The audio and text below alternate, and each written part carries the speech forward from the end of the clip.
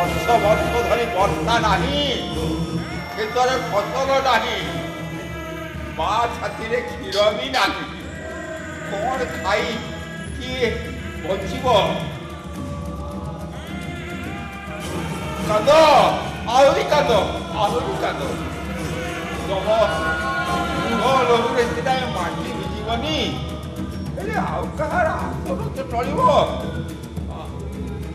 ଏମିତି ଦିନ ଅନେକ ଲୋକଙ୍କର କୋହ ବନ୍ଦ କରିବା ପାଇଁ ଜନ୍ମ ହେଇଥିଲେ। ଏମିତି ଅନେକ ଯନ୍ତ୍ରଣାକୁ ଦୂର କରିବା ପାଇଁ ଜନ୍ମିଥିଲେ ଆଦ୍ୟା ଶକ୍ତି ମା ଦୁର୍ଗା।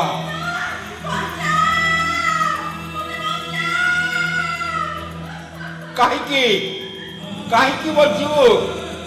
ବଞ୍ଚି ରହିଲେ ରାଜା ଘର ଲୋକ ତତେ ଧରି ନେବେ, ତତେ ଲୁଟିବେ, ତାପରେ ରାସ୍ତା କଡ଼କୁ ଫିଙ୍ଗି ଦେବେ କୁକୁର ବିଲୁଆଙ୍କ ଖାଦ୍ୟ ପାଇଁ। ଇଏ ତ ଚାଲିଥିବ ଏମିତି। କିଏ ତତେ ବଞ୍ଚେଇବାକୁ ଆସିବ? ମୋର ସମସ୍ତେ ମୋର। ବେଗି ମରେ ଆଉ କେଉଁଠି ଜନ୍ମ ନବ, ସୁଖରେ ରହିବ। ସେଠି ତ ଏମିତି ଅତ୍ୟାଚାରୀ ନନ୍ଦ ରାଜା ନଥିବ।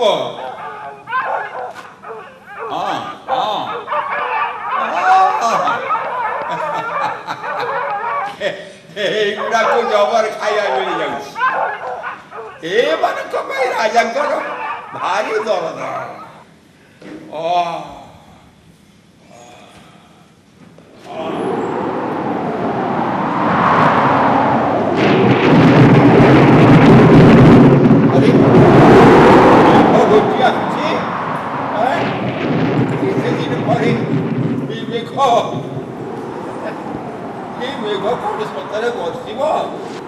ନଈ ପୋଖରୀ କ୍ଷେତ ବାଡ଼ି ଏସବୁ କ'ଣ ପାଣିରେ ଭରିଯିବ?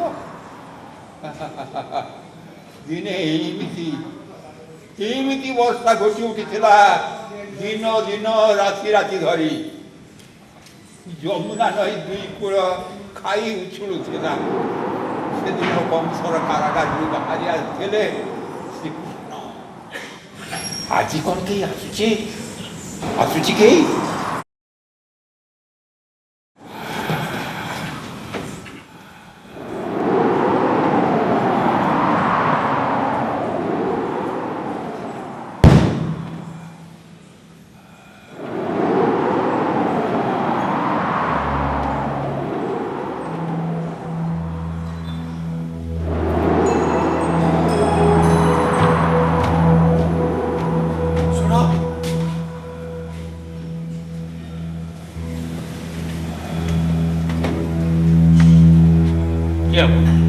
जड़े आगंतुक तथ्यशील सत्य प्रत्यागत जड़े शिक्षा प्रेमी ब्राह्मण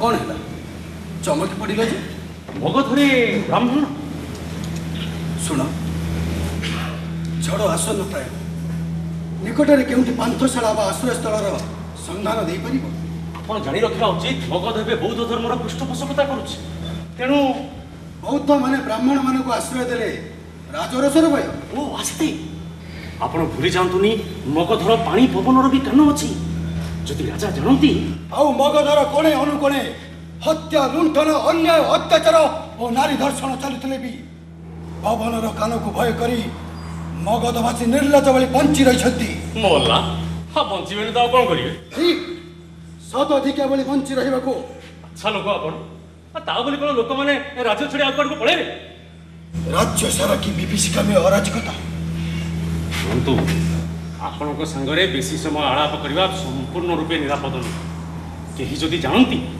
ताहले मो घर अवस्था भी ठीक से हम जो अवस्था है घर गुड़ाक कौन है सब निज आखि आगे उज्जड़ा संसार को देखी आपण कौन सतरे किसी अनुमान कर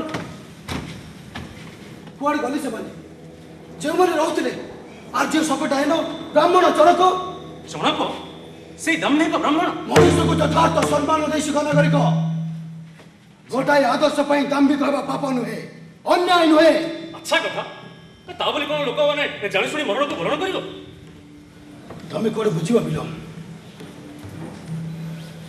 ए भय जे नित्य नियमित मरण अपेक्षा से विरचित मृत्यु केते श्रेयस्कर। बुझिले से सब हला पोथी पाठ। आपण जानिछथि मूल घटनाटा कोन घटिथिला? किछि गोटाए घटना जे घटी जाइछि अदूरर से माटी स्तूप माने ही तार प्रमाण। शुणु ब्राह्मण सकटा बौद्ध मानक आक्षेप करिबारु राजरोषर शिकार हेले तेणु से हेले महाराज नंदनकर बंदीशाला बंदी। कौन कहिलो? आर्य सकटाइन राजा नंदर बंदीशाला रे किंतु यह अन्याय अविचार। ठीक यही कथा कही राजा विरुद्ध में मेली बांधा चेष्टा करुले से दंभिक ब्राह्मण रसना संजत कर नागरिक। कहीं मु जने बौद्ध आउ जने निष्ठापर बौद्ध केबे सत कथा कहया पई पश्चात्पद हुए ना। ओ तमे भी जने बौद्ध? बौद्ध न हेइथिले मु कोन राज्य रे रही पारि थांती ना मो घर खंडक जाय थांता। सेइथि पई कहउतली एठी ब्राह्मण मानक आश्रय देबार व्यवस्था कले तमे निश्चिंत रही पारो नागरिक। मोना विलोम शुण विलोम निज उपरे चाणक्यर प्रचंड विश्वास ए आसन्न झड़ ठारू भयंकर परिस्थिति सह से मुकाबिला करि परिबो कारण से चणकर संतान चाणक्य। आपण ताहले से चणकर दक्ष शिलार थाई ए अराजकतार संवाद पाई से छुटी आसीला निज परिवार को देखि जिबा पाई किंतु एठी पहुंची से देखिला। आपण गोटे काम करंतु जिते शीघ्र पारुचंती ए स्थान परित्याग करि चली जा नचेत जदि रजा घर लोक पाखरे खबर पहुंची जिवो ताहले चणक पुत्रर अवस्था तो जा हबो हबो मो अवस्था भी मु चली। गोटे प्रश्नर उत्तर दे पारिबो? ओहो पूरी कोन छलो पापन जहा पचार कथा शीघ्र पचारंतु। आज चणक एबे केउंठी? राजांक विरुद्ध रे कले जेउठी रहिया कुमे सेई बंदीशाला पिता बंदी राजशक्ति विरुद्ध रे स्वर उत्तोलन कले बंदी होबा को हुए नचेत मृत्युदंड। नंद राज्य रे एतबे विराट शक्तिर अवस्था राजद्रोही मानकर समस्त संपत्ति राजांकर हेबो ए घोषणा भी हेई सरिछि। कौन कहू तमे? एहा ही तो एठिकार राजधर्म। बंद करो चाणक्य को तमे शिखेब राजधर्म राजनीति कूटनीति और अर्थनीति शिक्षा रे जे तक्षशिलार अध्यापन क्षेत्र को मंडन करिछि ताकू तमे शिखेब राजधर्म। मु देखुछि चणकंकर जित खरिया गुणर आपण होचंती उपयुक्त दाय। तमे कोड बुझिबो बिलो आर्यावर्तर प्रगतिर चक केउठी अटकी जाइछि ए देशर अर्थनीतिर उन्नति कृषि क्षेत्र रे पड़ी रहिछि। ब्राह्मणर पुणी शूद्र कर्म चर्चा ए राष्ट्र को महान करबा गले समस्त को शूद्र हेबाक पड़िबो ए जाति को वास्तववादी हेबाक पड़िबो। बिजु बाबूଙ୍କ ସ୍ୱପ୍ନର ଓଡ଼ିଶା ଶିଳ୍ପର ଓଡ଼ିଶାକୁ ସତରେ ପରିଣତ କରିବା ପାଇଁ ପୁଣି ଥରେ ସ୍ୱପ୍ନ ଦେଖାଇଥିବା ନବୀନ ବାବୁ ଆଜି ପବିତ୍ର ଅକ୍ଷୟ ତୃତୀୟା ଅବସରରେ କେନ୍ଦ୍ରାପଡ଼ାଠାରେ ଅକ୍ଷିମୁଠି ଅନୁକୂଳ କରିଛନ୍ତି। ଶିଳ୍ପ ପରେ ପରେ ସେ ରାଜ୍ୟକୁ କୃଷିରେ ସମୃଦ୍ଧ କରିବା ପାଇଁ ସ୍ୱପ୍ନ ଦେଖାଇଛନ୍ତି। ଆପଣ ଗୋଟେ କାମ କରନ୍ତୁ ଯେତେ ଶୀଘ୍ର ପାରୁଛନ୍ତି ଏ ସ୍ଥାନ ପରିତ୍ୟାଗ କରି ଚାଲି ଯାଆନ୍ତୁ ନହେଲେ ଏଠିକାର ସ୍ମୃତି ଜନ୍ମ ମାଟିର ମମତା ବାଲ୍ୟ କୈଶୋର ଓ ଯୌବନର ତ୍ରିବେଣୀ ଆଜି ପରିତ୍ୟକ୍ତ ମାଟି ସ୍ତୂପ ଆଉ ପ୍ରାକ୍ ଯୌବନର ସେହି ସ୍ୱପ୍ନ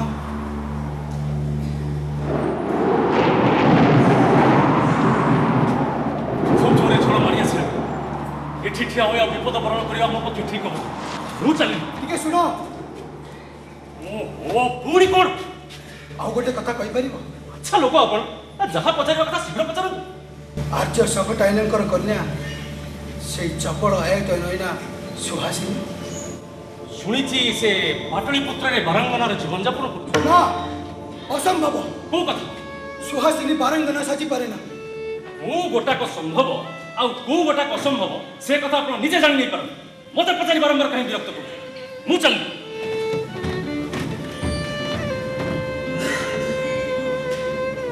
ସୁହାସିନୀ ମହାଜନେ ଏଠିକି ଆସ। ତମେ ମହାରାଜା ନନ୍ଦଙ୍କ କୋପରେ ଗୋଟାଏ ଗୋଡ଼ ଆଉ ଗୋଟାଏ ଆଖି ହଜେଇଥିବା ଜଣେ ପରିଚୟହୀନ ଲୋକ। ହେଲେ ତମେ ମୁଁ କ'ଣ କହୁଥିଲି କି ଝଡ଼ ଖାଲି ତମ ମନରେ ଉଠିନି ଆକାଶକୁ ଚାହିଁ ଦେଖ ସେଠି ବି ଝଡ଼। ହେଲେ ଚାଣକ୍ୟର ଲକ୍ଷ୍ୟ ତାର ବର୍ତ୍ତମାନର ଇଚ୍ଛା। ଝଡ଼ ପରେ ସେ କଥା ବିଚାର କଲେ ଚଳିବନି। ତମେ ଉପରକୁ ଉଠି ଆସ। ମୁଁ ଅଥର୍ବ ହେଇନଥିଲେ ତମକୁ ଉଠିବାରେ ସାହାଯ୍ୟ କରିପାରିଥାନ୍ତି। ନିଜେ ଟିକେ ଚେଷ୍ଟା କରି ଉଠି ଆସ। ହଁ, ଝଡ଼କୁ ପିଟି କରି କିଛି ସମୟ ଚିନ୍ତା କରାଯାଇପାରେ।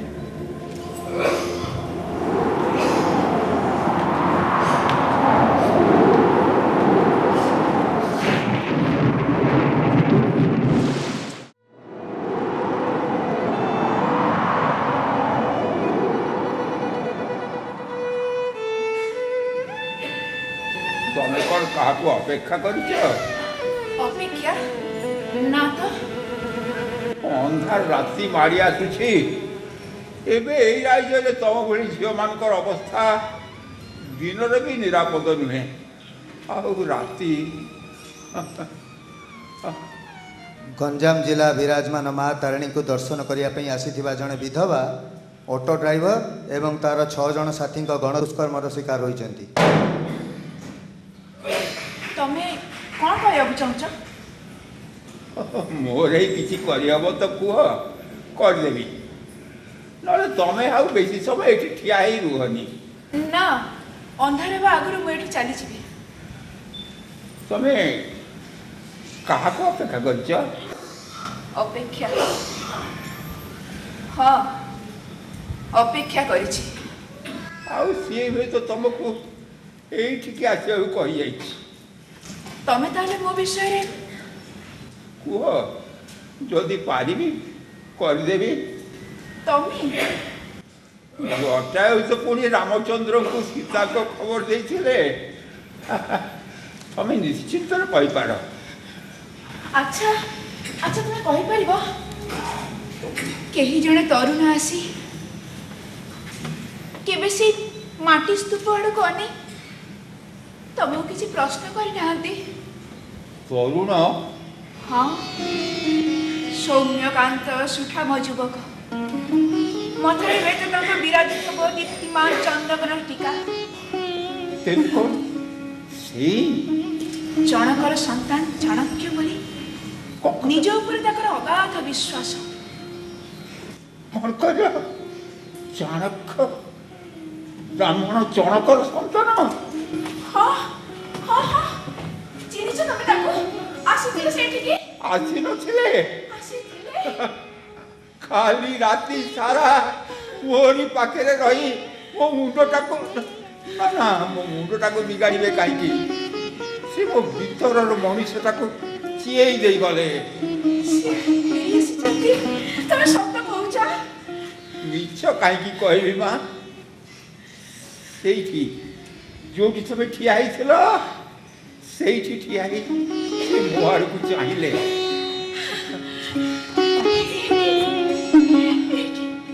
ବଡ଼ ବର୍ଷା ମାଡ଼ି ଆସୁଥିଲା। ମୁଁ ତାକୁ ମଞ୍ଚା ଉପରକୁ ଉଠି ଆସିବାକୁ କହିଲି। ସେ ଆସ୍ତେ ଆସ୍ତେ ଉପରକୁ ଉଠି ଆସିଲେ। ତାପରେ ସାରା ରାତିଟା ବିଷ୍ଣୁଗୁପ୍ତ, କେମିତି ତମେ ଭୁଲି ପାରିବ ସେଇ ସବୁ ସ୍ମୃତି ମୁଖର ଦିନକୁ?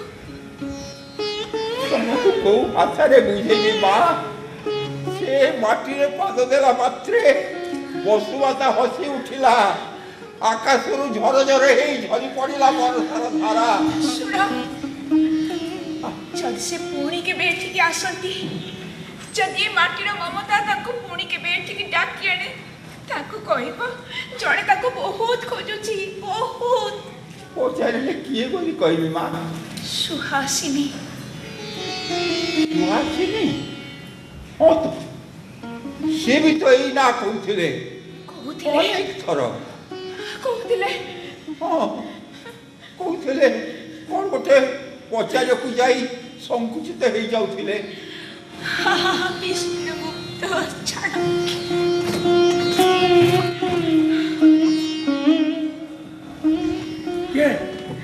କିଏ ସେଠି?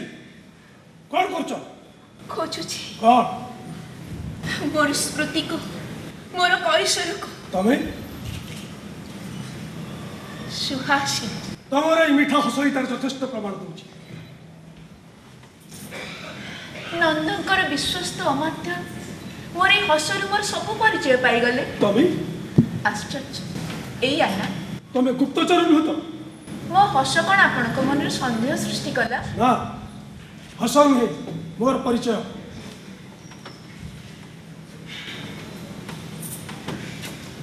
ମହାରାଜା ନନ୍ଦଙ୍କର ଅନ୍ତରଙ୍ଗ ଅମାତ୍ୟ ପାଟଳିପୁତ୍ରର ବିଦ୍ୱାନ ସୁପୁରୁଷ ରାକ୍ଷସଙ୍କୁ କିଏ ବା ନ ଜାଣିଛି? ଦେଖୁଛି ତମେ ଖାଲି ସୁନ୍ଦରୀ ନୁହେଁ, ବୁଦ୍ଧି ଆଉ ଚତୁରତାର ମଧ୍ୟ ବିଚକ୍ଷଣ। ଶୁଣିଛି ପ୍ରଶଂସା ଶୁଣିଲେ ବିଷଧର ସାପ ବି ଆନନ୍ଦରେ ନାଚି ଉଠେ। ଆପଣଙ୍କ ମୁହଁରେ ଏ ପ୍ରଶଂସା ମୋତେ ଆନନ୍ଦ ଦେଉଛି। ଆଶ୍ଚର୍ଯ୍ୟ, ତମେ ମୁଁ ବି ବିସ୍ମିତ। ଆପଣଙ୍କ ସ୍ମୃତି ଶକ୍ତି ଯେ ଏତେ। ମୋ ସ୍ମୃତି ଶକ୍ତି?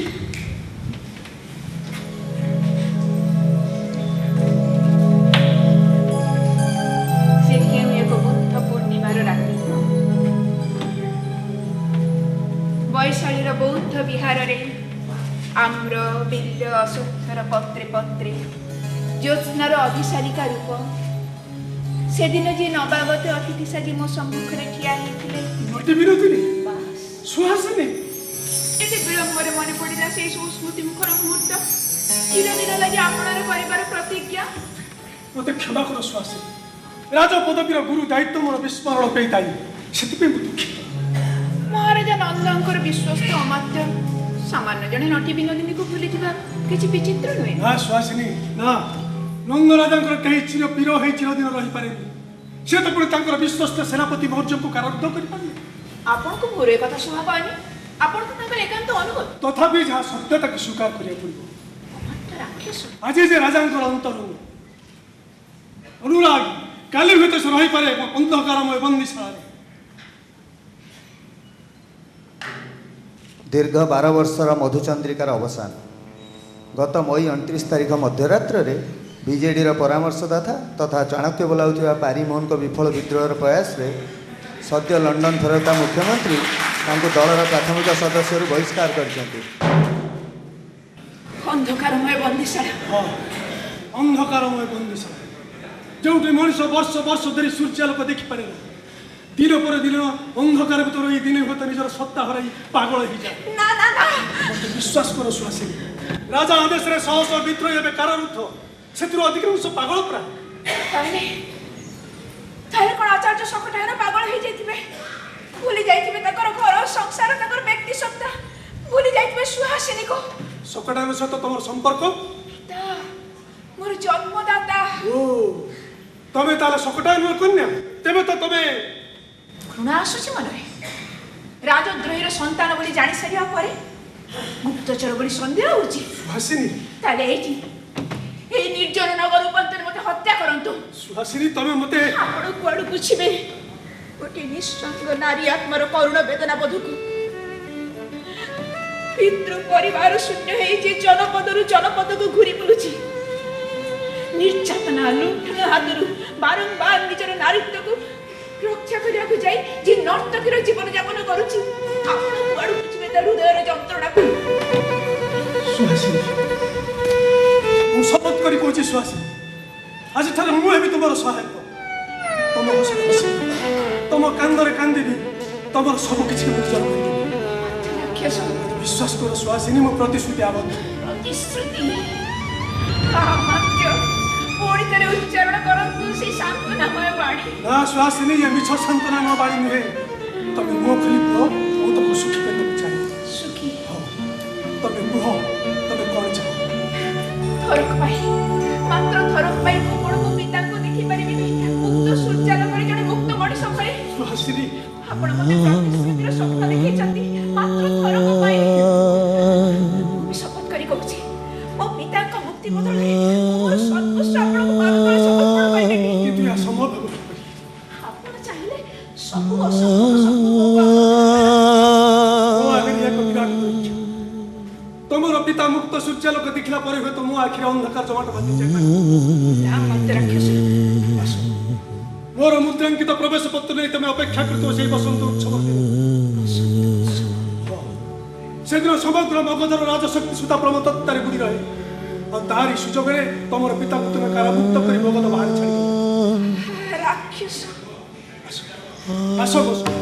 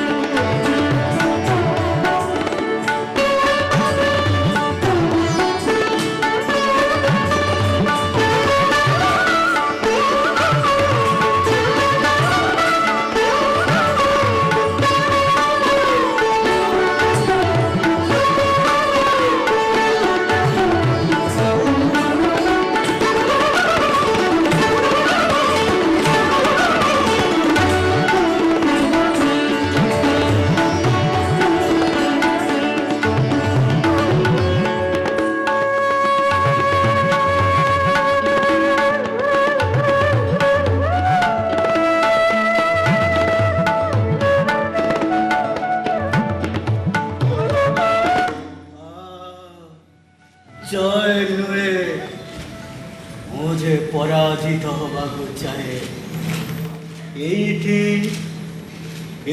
रंगीन पियाल मधुमत्तार मधुर बंधन। महाराज पंचनद राज्य फेरी दूतमणी मान दर्शन प्रतीक्षा एते शीघ्र फेरी आसिला कौन दरकार थिला एते शीघ्र फेरी आसी घरे आपण तो ताको गोपर संबंध दे पठे आपण मते आदेश करते शीघ्र फेरी आसिया तेरे संवाद निश्चय गोपनीय था। हाँ महाराज राक्षस ये रंग रसरे बाधा सृष्टि न करी जा तमे संवाद संग्रह ना महाराज पंचनद नरसिंह संवाद अत्यंत गोपनीय एवं ता आपण पे गुरुत्वपूर्ण बेस गुरुत्वपूर्ण संवाद पाई किछि मूल्यवान समय नष्ट करा नर्तकी जाओ।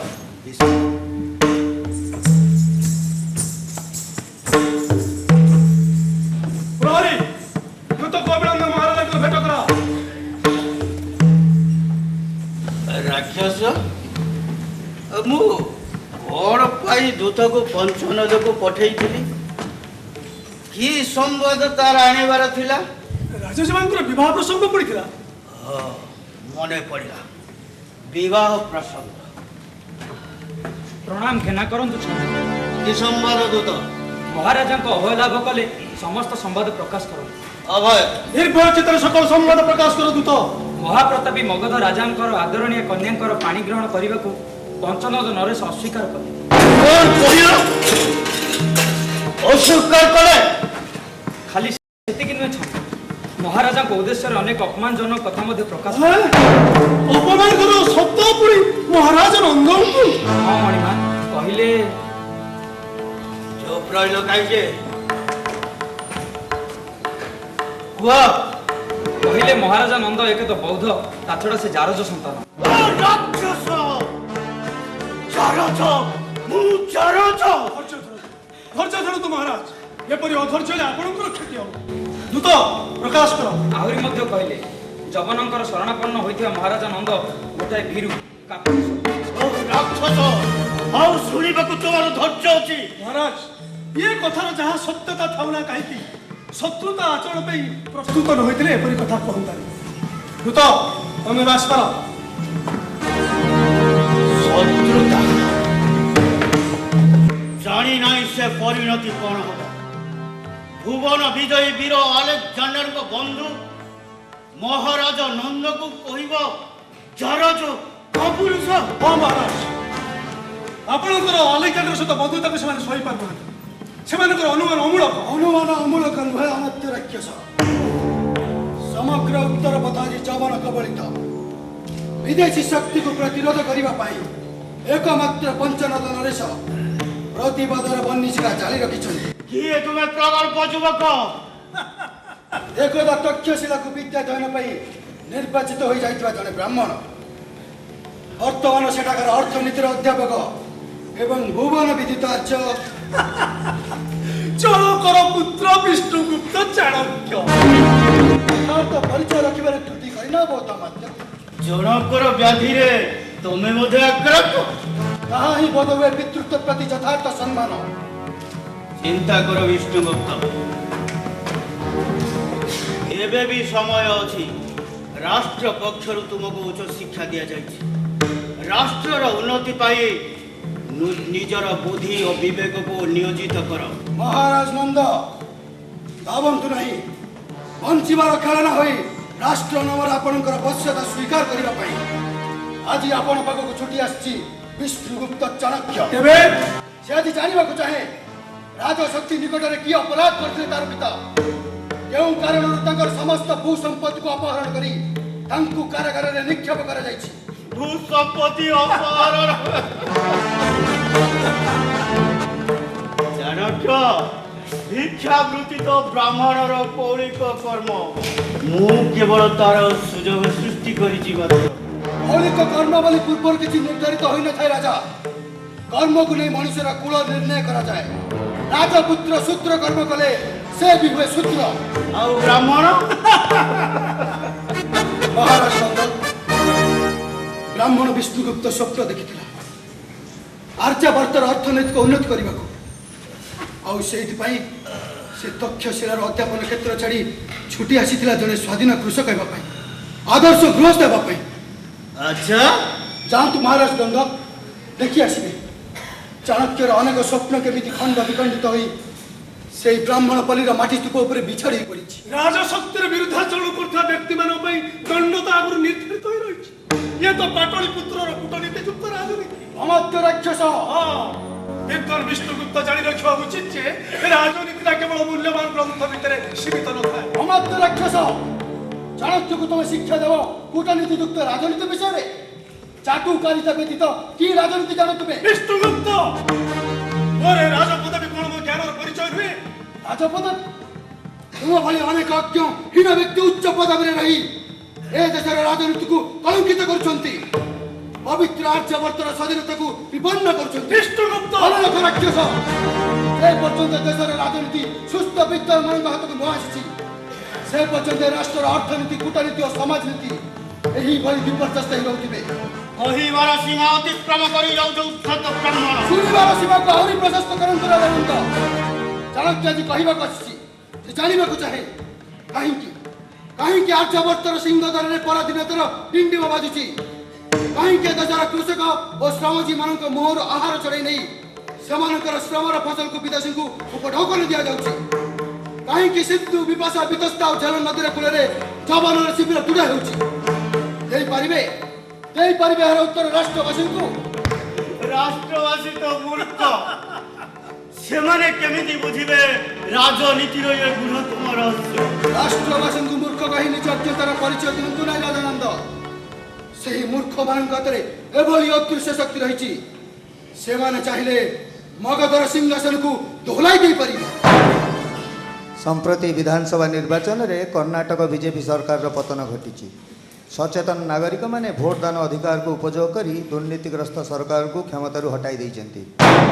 ବିଷ୍ଣୁଗୁପ୍ତ, ଭୁଲି ଯାଉନି ଏଇଟା ରାଜାଙ୍କର ପ୍ରମୋଦ ଭବନ। ହଁ, ଆମେ ଜୀବ ହତ୍ୟା ନ କଲେ ବି ପ୍ରତିରୂପ ଦଣ୍ଡ ବିଧାନ କରିବା ପାଇଁ କେବେ ହେଲେ ପଛେଇବୁ ନାହିଁ। ଜୀବ ହତ୍ୟା କାହାକୁ କହନ୍ତି ରାକ୍ଷସ?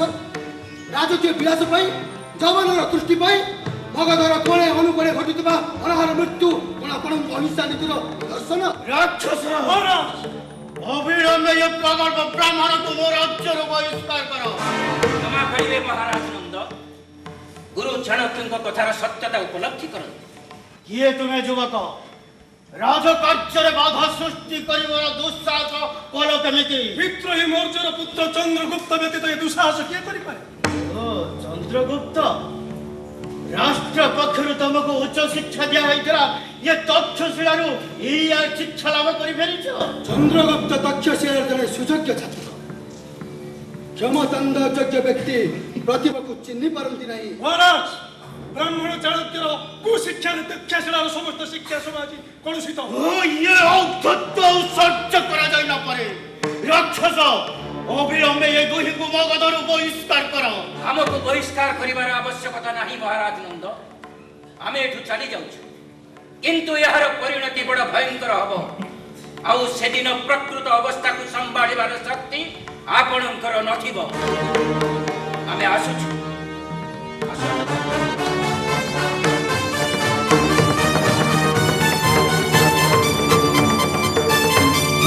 ପୂର୍ବରୁ ଚାଣକ୍ୟ ପୁଣି ଥରେ ସ୍ମରଣ କରାଯାଉଛି ରାଜାନନ୍ଦ, ପଦ ପଦବୀରେ ରହିବା ଜ୍ଞାନର ପ୍ରମାଣପତ୍ର ନୁହେଁ। ଗୋଟାଏ ବିଷୟରେ କିଛି ନ ଜାଣିଥିବା ବ୍ୟକ୍ତି ଠାରୁ ଭୁଲ ଜାଣିଥିବା ବ୍ୟକ୍ତି ବଡ଼ ଭୟଙ୍କର। ସେଥିପାଇଁ ଏବେଠୁ ସତର୍କ ରୁହନ୍ତୁ। ବ୍ରାହ୍ମଣ ମୋର ସ୍ପର୍ଦ୍ଧା ରାଷ୍ଟ୍ରର ସର୍ବୋଚ୍ଚ କର୍ତ୍ତାକୁ ଦେବ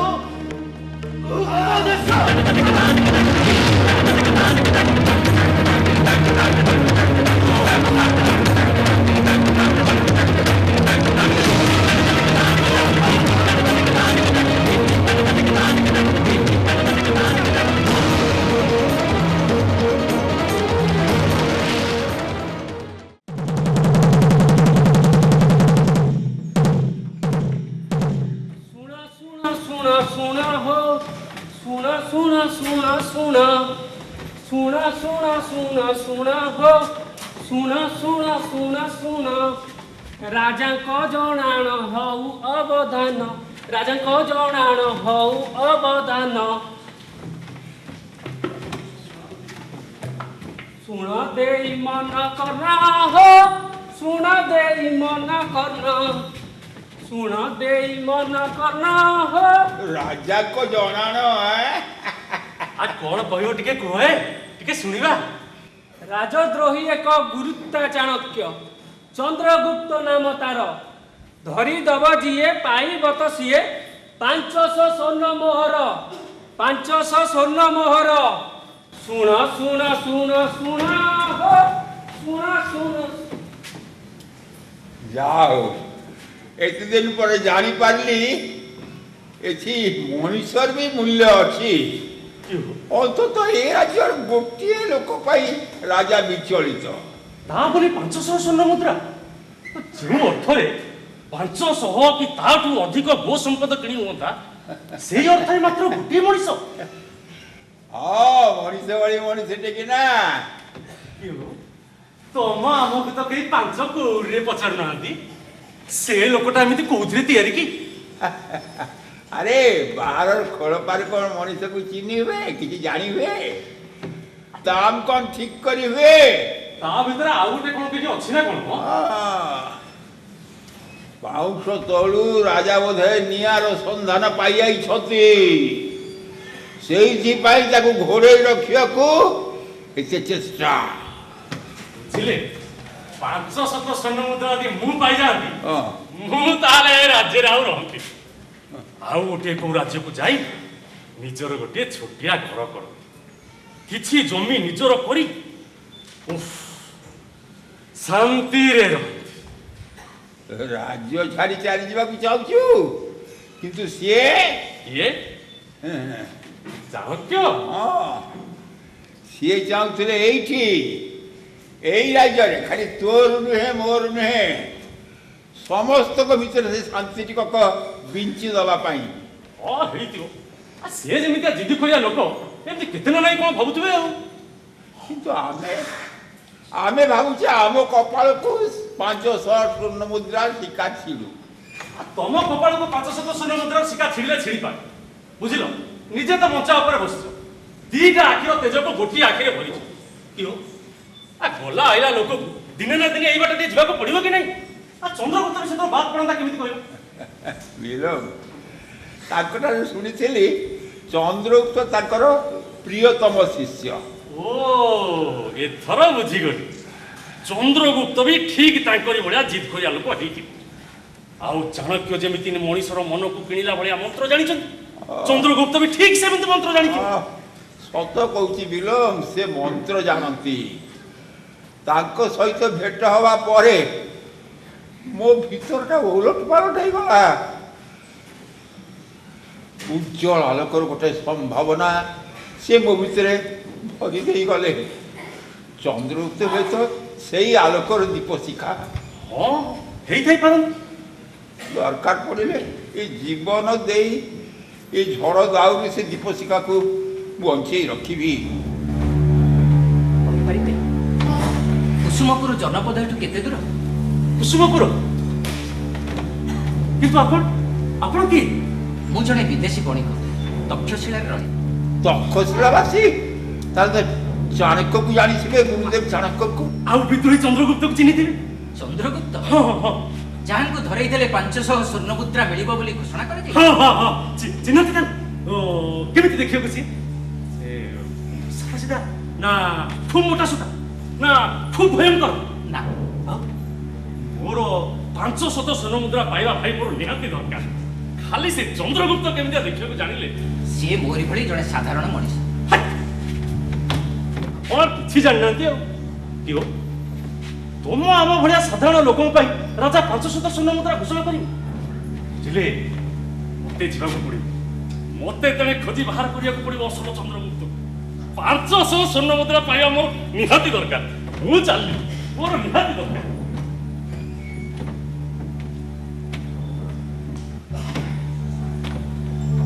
ଅପରିଚିତ ଆଗନ୍ତୁକ କୁସୁମପୁରର ସୁବାସ ନେବାକୁ ଆସିଥିଲେ ନା? ହଁ, ସେ କୁସୁମପୁର ତ ଏବେ ତୁଷର ମରୁଭୂମି ପାଲଟି ଯାଇଛି। ଅଦୂରରେ ସେଇ ଯୋଉ ମାଟି ସ୍ତୂପ ଦେଖୁଛନ୍ତି, ତାହା ହେଉଛି କୁସୁମପୁରର ଧ୍ୱଂସାବଶେଷ। ସତେ? ଆଉ ଆଜିର କୁସୁମପୁର ତ ଦେଖିଲେ, ଆଉ ସେଇ ଧ୍ୱଂସାବଶେଷ ଭିତରେ ମୋ ଭଳି କିଛି ନାଗଫେଣୀ କଣ୍ଟା ଗଛ ବି ଦେଖିବେ। କିନ୍ତୁ ସେ କଣ୍ଟାରେ ଦିନେ ଫୁଲ ଫୁଟିବ। ଦୁଃଖ ଦାରିଦ୍ର୍ୟ ଯନ୍ତ୍ରଣାରେ ଯୋଉ ଫୁଲ ଫୁଟେ, ସେ ଫୁଲ ସହଜେ ମଉଳିଯାଏ। କ'ଣ କହିଲେ? ସେ ଫୁଲକୁ ସାଇତି ରଖିବା ପାଇଁ ତା ଦେହର ଅଜସ୍ର କଣ୍ଟା ଏବେ ଦିନକୁ ଦିନ ତୀକ୍ଷ୍ଣ ହେବାରେ ଲାଗିଛି। କିଏ ଆପଣ? ସେଇ ଚାଣକ୍ୟର କଥାର ପୁନରାବୃତ୍ତି, ସେଇ ଦୃଢ଼ତା, ସେଇ ସମ୍ଭାବନାର ପୁନରାବୃତ୍ତି। ଆପଣ ସେଇ ନୁହନ୍ତି ତ? ଯଦି ସେଇ ହୁଅନ୍ତି, ତମର ସ୍ୱପ୍ନ ସାର୍ଥକ ହେଇଯାନ୍ତା। ଗୋଟାଏ ମଣିଷକୁ ବିକି ଦେଇ ତମେ 500 ସ୍ୱର୍ଣ୍ଣ ମୁଦ୍ରାର ଅଧିକାରୀ ହେଇପାର। ଏଇଆ ନା? ସ୍ୱର୍ଣ୍ଣ ମୁଦ୍ରା? ମୁଁ ସେ ଗୋଟାଏ ଅଥର୍ବ ପଙ୍ଗୁ, ବେଲାଳ ସେନ ଭଳି ଆଜିର ମହାଭାରତ ଯୁଦ୍ଧରେ ମୁଁ ଗୋଟେ ନୀରବ ଦର୍ଶକ ମାତ୍ର। ତା ତ ତମକୁ ଦେଖି ମୁଁ ଜାଣିପାରୁଛି। କିନ୍ତୁ ଆପଣ ଜାଣିପାରିବେନି, ସେଦିନ ଚାଣକ୍ୟ ଆସି ମୋ ଭିତରେ ଭରି ଦେଇଥିବା ଚେତନା ବୋଧକୁ। ତା ତୁଳନାରେ 500 ସ୍ୱର୍ଣ୍ଣ ମୁଦ୍ରା ତ ଅତି ତୁଚ୍ଛ।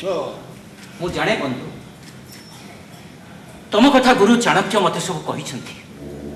ତମ ଭିତରେ ସେ ଯୋଉ ବିପ୍ଳବର ବୀଜ ରୋପଣ କରି ଯାଇଛନ୍ତି, ତାର ଅଙ୍କୁରୋଦ୍ଗମ କରିବା ପାଇଁ ମତେ ତ କିଛି କରିବାକୁ ପଡ଼ିନି। ଭୁଲ କହିଲେ ଆର୍ଯ୍ୟପୁତ୍ର।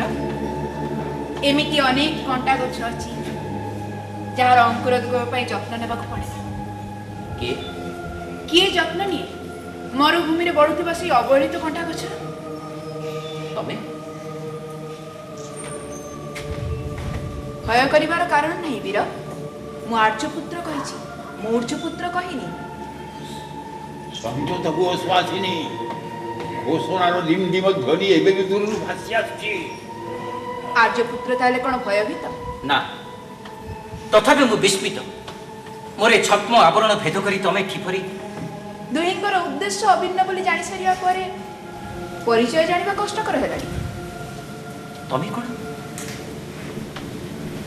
ଆଚାର୍ଯ୍ୟ ଶକଟାୟନଙ୍କ କନ୍ୟା ସୁହାସିନୀ। ଶକଟାୟନଙ୍କ କନ୍ୟା? ତା ସହିତ ଏବେ ଆଉ ଗୋଟେ ପରିଚୟ ଯୋଡ଼ି ହେଇଯାଇଛି। ସୁହାସିନୀ ଏବେ ନଟି ବିନୋଦୀ ନର୍ତ୍ତକୀ। କିନ୍ତୁ ଆର୍ଯ୍ୟ ଶକଟାୟନ ତ ଏବେ ନନ୍ଦ ବନ୍ଦୀଶାଳାରେ। ସେନାପତି ମୌର୍ଯ୍ୟ ବି ତ ଆପଣଙ୍କର ବନ୍ଦୀଶାଳାରେ। କିନ୍ତୁ ପିତୃ ମୁକ୍ତି ମୋର ବର୍ତ୍ତମାନ କାମ୍ୟ ନୁହେଁ। ତେବେ ମୁଁ ଚାହେଁ ଗୁରୁ ମୁକ୍ତି। ଗୁରୁ? ଆର୍ଯ୍ୟାବର୍ତ୍ତର ଗୌରବ ରବି ବିଷ୍ଣୁଗୁପ୍ତ ଚାଣକ୍ୟଙ୍କ ମୁକ୍ତି। ଆର୍ଯ୍ୟାବର୍ତ୍ତର ଗୌରବ ରବି ଚାଣକ୍ୟ? ହଁ। ଚାଣକ୍ୟ କ'ଣ ତେବେ ନନ୍ଦ କାରାଗାରରେ ବନ୍ଦୀ? ହଁ ସୁହାସିନୀ, ଏ ଦେଶରେ ବିପ୍ଳବର ଦେଦୀପ୍ୟମାନ ବନ୍ଦି ଶିଖା ଆଜି ଅନ୍ଧକାର କାରାକକ୍ଷରେ। ଆଶ୍ଚର୍ଯ୍ୟ। ଏଥିରେ ଆଶ୍ଚର୍ଯ୍ୟ ପରେ କ'ଣ ଅଛି? ଘଟଣା ଆଶ୍ଚର୍ଯ୍ୟ ନୁହେଁ, ଆଶ୍ଚର୍ଯ୍ୟ ଆପଣ ନିଜେ। ମୁଁ? ଆର୍ଯ୍ୟପୁତ୍ର, ପରଶୁରାମ ଦିନେ ପିତୃ ଆଦେଶରେ ମାତୃହତ୍ୟା କରିଥିଲେ। ରାମଚନ୍ଦ୍ର 14 ବର୍ଷ ବନବାସ ନେଇଥିଲେ।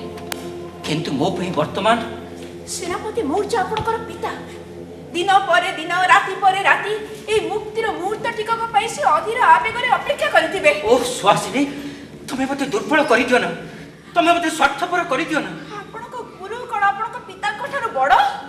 हां मो पाई मो देश मो जाति बड़। ए देशर दुर्दिन रे आचार्य चाणक्य जदि बंदीशाला रुहंती ताले सब नष्ट हो जिवो सुहासिनी। मु जदि आपणक भली भाबी परथाती, आपणक भली ए देश को फल देई परथाती, ताले वे तो मु भी मो पिता को भूली जाई परती। सुहासिनी भावप्रवण होई पड़ना सुहासिनी।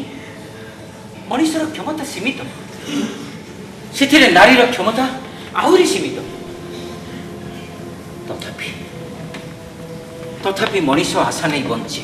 हाँ हुए तो एक असफल आशा, गोटाए भिन्न आशा नहीं मु मो पिता को भूली जाइछि। पिता मते क्षमा कर, ए मुहूर्तटारु तमर समस्त सत्ता मते भूली जीवाकु दियो। सुहासिनी कोन के भाबुछ? राजपुत्र न्याय अन्यायर विचार केबे करिनी, पाप पुण्यर तौलिरे मो हृदय को केबे भाराक्रांत करिनी। धैर्य रख सुहासिनी। जाने ना आज मु जहा करबा को चाहूची ताए देश पाई ना मो निज पाई। सुहासिनी राजपुत्र आपण को मोर गोटी अनुरोध, आज रात्रि तृतीय प्रहर आपण एई नगर उपातर अपेक्षा करिवे। हुए तो आपण को प्रियजन को ना ना ना मोर आकांक्षित मनुष्य को आपण एई पाइबे। सुहासिनी आज मगधरे बसंत उत्सव, तमे कोन सतरे? नारीर शक्ति सीमित, तथापि आज रात्रि तृतीय प्रहर रे आश्चर्य ये अबला दुर्बल नारीर दुस्साहस। महिषमर्दी दुर्गा मध्य जड़े नारी, नारी शक्ति उपरे थरे प्रत्यय आणंतु। मु आसुची पुणी देखा हबो आज रात्रि तृतीय प्रहर।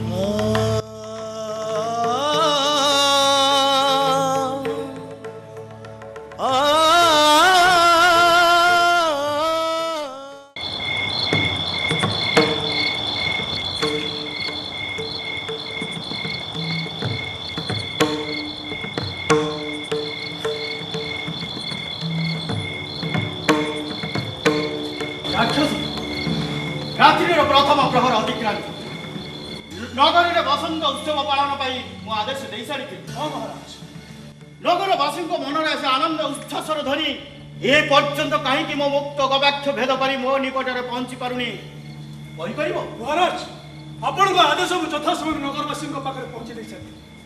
नगरवासी आमोद प्रमोद निमित्त राज उद्यान राज अर्थ नृत्य गीतर व्यवस्था कर बसंतर उद्वेलन आसिलानी कहीं। मोर विश्वास ये मूर्ख नगरवासी चंद्रगुप्तर प्रवचन पड़ी ये उत्सव को वर्जन कर।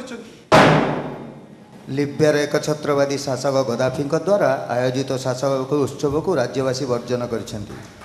नागरिक माने गद्दाफी 23 वर्षर एक छत्रवादी शासन विरुद्ध रे भयंकर विप्लव आरंभ कर। आमर शेष हस्तगत संवाद अनुजाई लोकशक्ति इच्छा रे पराजित होई गद्दाफी निज पदवी इस्तीफा प्रदान कर। राक्षस मु राजा मु ए राज्यर शासनकर्ता। हाँ महाराज चंद्रगुप्त गोटा असहाय संबलहीन नागरिक मो आदेश सत्यता को ए पर्यंत बंदी न करबा एटा कोन तुम अयोग्यतार परिचय नुहे। महाराज मु जदि भाबिनु एटा तुमर अपरागता एवं चंद्रगुप्तर कार्यकलाप प्रति गुप्त समर्थन। महाराज मैं आपनकर एकांत अनुगत। अनुगत्यर परिचय वाक्य विन्यास मिलेनी अमात्य राक्षस। आगामी काली सूर्योदय पूर्वर जदि चंद्रगुप्त को मो सम्मुखें उपस्थापित न कर तेबे बंदी सकटायन चिर सहचार्य तुमको आहुरी विश्वस्त हवा को सुजोग दौछ अमात्य राक्षस। आदेश करो महाराज। रखी वर्तमान चाणक्य को ए प्रमोद भवन को नहीं आस। चंद्रगुप्तर अज्ञातवासर सन्धान चाणक्य को अजणा नथिबो मोर अति प्रिय अमात्य को कहवाक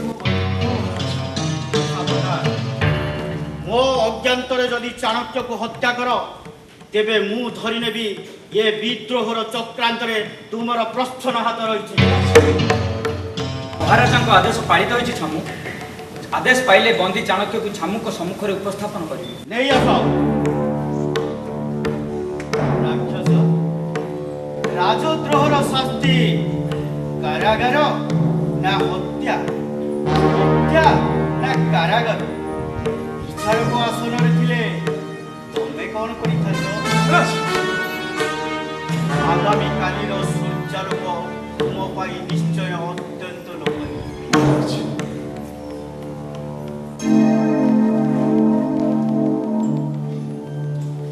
ଆସ ଆସ ଚାଣକ୍ୟ, ମୁଁ ବଡ଼ କ୍ଳାନ୍ତ। ତୁମ ପରିଚର୍ଯ୍ୟାର ସମସ୍ତ ଦାୟିତ୍ୱ ମୋର ଅତି ପ୍ରିୟ ଅମାତ୍ୟ ଉପରେ ନ୍ୟସ୍ତ କରି ମୁଁ ବିଦାୟ ନେଉଛି।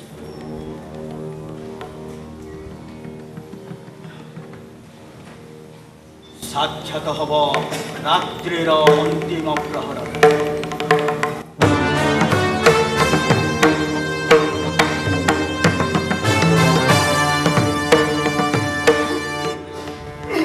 ଆଶା ବିଷ୍ଣୁ, ଏ ରାଷ୍ଟ୍ର ସତ୍ୟ ତମ ମତକୁ ସମ୍ମାନ ଦେବାକୁ ଚାହେଁ।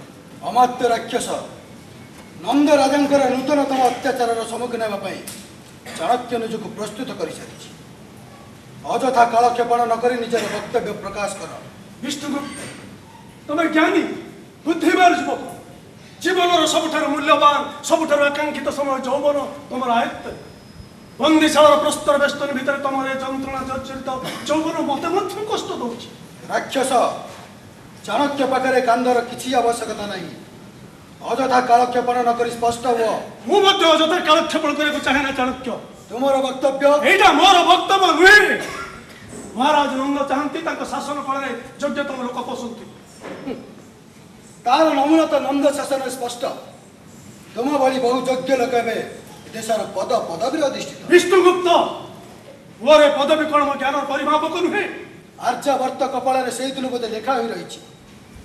ଦଳେ ଅଯୋଗ୍ୟ ଲୋକ ଏ ଦେଶର ଶାସନ ଗାଦିରେ ବସୁଥିବେ ଏବଂ ଦଳେ ଧୂର୍ତ୍ତ ବୁଦ୍ଧିଜୀବୀ ଯୁଗେ ଯୁଗେ ତାଙ୍କ ପାର୍ଶ୍ୱଚନ ହେଇ ରହୁଥିବେ। ବିଷ୍ଣୁଗୁପ୍ତ, ତମର ଆଉ କିଛି କହିବାର ଅଛି? ଦେଖ ବିଷ୍ଣୁଗୁପ୍ତ, ତମର ମୁକ୍ତିର ପଥ ସୁଗମ ହବ ତମେ ଯଦି ପ୍ରକାଶ କର ଚନ୍ଦ୍ରଗୁପ୍ତର ଅଜ୍ଞାତବାସର ସ୍ଥାନ। ପ୍ରକୃତରେ ତମେ ଚାଣକ୍ୟର ଏକାନ୍ତ ହିତାକାଂକ୍ଷା ମାତ୍ୟ ରାକ୍ଷସ। ଭବିଷ୍ୟତ ତୁମ ସୁଗୁଣାବଳୀକୁ ଲିପିବଦ୍ଧ କରି ରଖିବ। ଗର୍ବିତ ଚାଣକ୍ୟ, ଜାଣିପାରୁଛ ତମର ଏ ପରିହାସର ପରିଣତି କଣ ହବ? ଜୀବନର ଚରମ ପରିଣତିକୁ ଯିଏ ଅଭ୍ୟର୍ଥନା କରିବା ପାଇଁ ଅପେକ୍ଷା କରି ବସିଛି ତା ନିକଟରେ ଅନ୍ୟ କୌଣସି ପରିଣତି ଉଦ୍ବେଗ ସୃଷ୍ଟି କରିବନି ଅମାତ୍ୟ ରାକ୍ଷସ। ବିଷ୍ଣୁଗୁପ୍ତ, ତମେ ଟିକେ ବୁଝିବାକୁ ଚେଷ୍ଟା କର। ତମର ଚିନ୍ତା ଚେତନା, ତମର ଲକ୍ଷ୍ୟ ହାସଲ ପାଇଁ ତମର ମୁକ୍ତି ନିହାତି ଦରକାର। ନିଶ୍ଚୟ। ତମେ ମୁକ୍ତି ପାଇଲେ ସହସ୍ର ଚନ୍ଦ୍ରଗୁପ୍ତ ସୃଷ୍ଟି ହେବ। ଆଉ ତମେ ବନ୍ଦିଶାଳା ରହିଲେ ଚନ୍ଦ୍ରଗୁପ୍ତ ମୁକ୍ତ ଖାଇବେ, ନିଷ୍କ୍ରିୟ ହୋଇ ରହିବ। ଅମାତ୍ୟ ରାକ୍ଷସ, ତୁମର ଆବେଗମୟ ବାକ୍ଚତୁରୀ ଚାଣକ୍ୟ ମନରେ କୌଣସି ଆଲୋଡ଼ନ ସୃଷ୍ଟି କରିବନି। ଶତ ଶତ ନୁହେଁ, ସହସ୍ର ସହସ୍ର ଚନ୍ଦ୍ରଗୁପ୍ତ ଗଠନ ପାଇଁ ଚାଣକ୍ୟ ବନ୍ଦିଶାଳାରେ ବସି ବୀଜ ମନ୍ତ୍ର ରଚନା କରୁଛି। ଚାଣକ୍ୟର ସେ ଜୀବନ ବେଦ ଅର୍ଥଶାସ୍ତ୍ର ଏ ଦେଶ ପାଇଁ, ଏ ଜାତି ପାଇଁ କାଳ କାଳକୁ ନୀତି ନିୟମ କହି ରହିବ। ନିର୍বোଧ ଚାଣକ୍ୟ, ଜାଣିପାରୁଛ ତମେ ଯଦି ଚନ୍ଦ୍ରଗୁପ୍ତର ଗୁପ୍ତ ଆବଶ୍ୟକତା ପ୍ରକାଶ ନ କର ତାହେଲେ ତମରି ଭଳି ତମର ସମସ୍ତ ସୃଷ୍ଟି, ସମସ୍ତ ଜୀବନ ଭେଦ ଭୁକ୍ତ ସୂର୍ଯ୍ୟାଲୋକ ଦେଖିବାକୁ ବଞ୍ଚିତ ହେବେ। ଆଉ କିଛି? ମୁଁ ତମକୁ ଭାବିବାକୁ ସମୟ ଦଉଛି। ପୁଣି ସାକ୍ଷାତ ହବ ରାତ୍ର ତୃତୀୟ ପହରରେ ସେଇ ନିବୃତ ଅନ୍ଧକାରର ବନ୍ଦିଶାଳା ଭିତରେ। ଆଉ ସେଇଠି ନିର୍ଦ୍ଧାରିତ ହବ ତମର ଏବଂ ତମ ଦ୍ୱାରା ସୃଷ୍ଟି ଗ୍ରନ୍ଥ ମାନଙ୍କର ମୁକ୍ତି ଅବା ମୃତ୍ୟୁ। ଏଇଠି ଯନ୍ତ୍ରଣାର ଶେଷ। ଦୂତ ହେଇଯାଅ। ତଥାପି ମନେ ରଖ ରାକ୍ଷସ, ଚାଣକ୍ୟର ମୃତ୍ୟୁ ନାହିଁ। ସେ ବାରମ୍ବାର ଜନ୍ମ ନେବ ଦେଶର ଲକ୍ଷ କୋଟି ଜନତା ଚାଚି ଅସଂଖ୍ୟ ନନ୍ଦ ଉପରେ ପ୍ରତିଶୋଧ ନେବ। ଦୂତ ହେଇଯାଅ।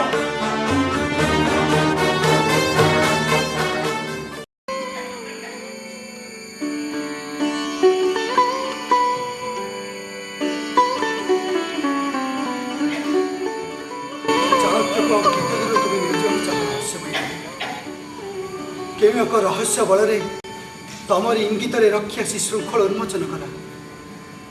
କେଉଁ ଏକ ସମ୍ମାନ ମନ୍ତ୍ର ବଳରେ ତମରି ପଛେ ପଛେ ଏତେ ପଥ ଅତିକ୍ରମ କରି ତମେ ବିଜ୍ଞ, ତମେ ଜ୍ଞାନୀ।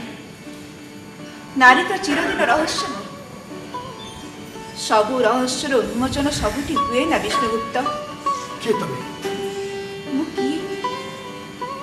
ଖାଲି ତମକୁ ନୁହେଁ, এই ଗୋଟିଏ ପ୍ରଶ୍ନ ବାରମ୍ବାର ମୋ ମନରେ ମଧ୍ୟ ଆନ୍ଦୋଳିତ ହେଉଛି। ମୁଁ କିଏ? ମୁଁ କ'ଣ କାହାର କନ୍ୟା? ମୁଁ କ'ଣ କାହାର ପ୍ରେମିକା? ମୁଁ କ'ଣ କାହାର? ଏ କ'ଣ ତମର ଏ କଣ୍ଠର ସ୍ୱର ସ୍ୱପ୍ନ ଭଳି, ଜାତି ସ୍ମରର ସ୍ମୃତି ଭଳି ଚାଣକ୍ୟକୁ କେଉଁ ଏକ ଧୂମ୍ରାବ ବେଷ୍ଟନ ଭିତରକୁ ଟାଣି ନେଇଯାଉଛି। ଆଃ ବିଷ୍ଣୁଗୁପ୍ତ, ତମେ ଆର୍ଯ୍ୟାବର୍ତ୍ତର ବୈପ୍ଳବିକ ଚେତନାର ଅଗ୍ନିସ୍ଫୁଲିଙ୍ଗ। ତମେ ଏ ଦେଶର, ଏ ଜାତିର ଭାଗ୍ୟ ନିୟାମକ। ମନେ ରଖ, ଆଜିର ଏ ସମୟ ସ୍ମୃତିର ରୋମନ୍ଥନ ପାଇଁ ନୁହେଁ। ତଥାପି କାହିଁକି ଚାଣକ୍ୟ ମନରେ ଚଞ୍ଚଳତା? ଗୋଟାଏ ନାମ ଉଚ୍ଚାରଣ କରିବା ପାଇଁ କାହିଁକି ତା ପ୍ରାଣରେ ଏତେ ବ୍ୟାକୁଳତା, ଏତେ ଆଗ୍ରହ? ଗୋଟାଏ ନାମ। ତୁମକୁ ଯଦି ସୁହାସିନୀ ବୋଲି ଡାକି ହୁଅନ୍ତା? ଧମନୀ ନିଷ୍କ୍ରିୟ ହୁଅ, ନିଶ୍ୱାସ ସ୍ତବ୍ଧ ହୁଅ। ଚେତନା ମତେ ମୁକ୍ତି ଦିଅ।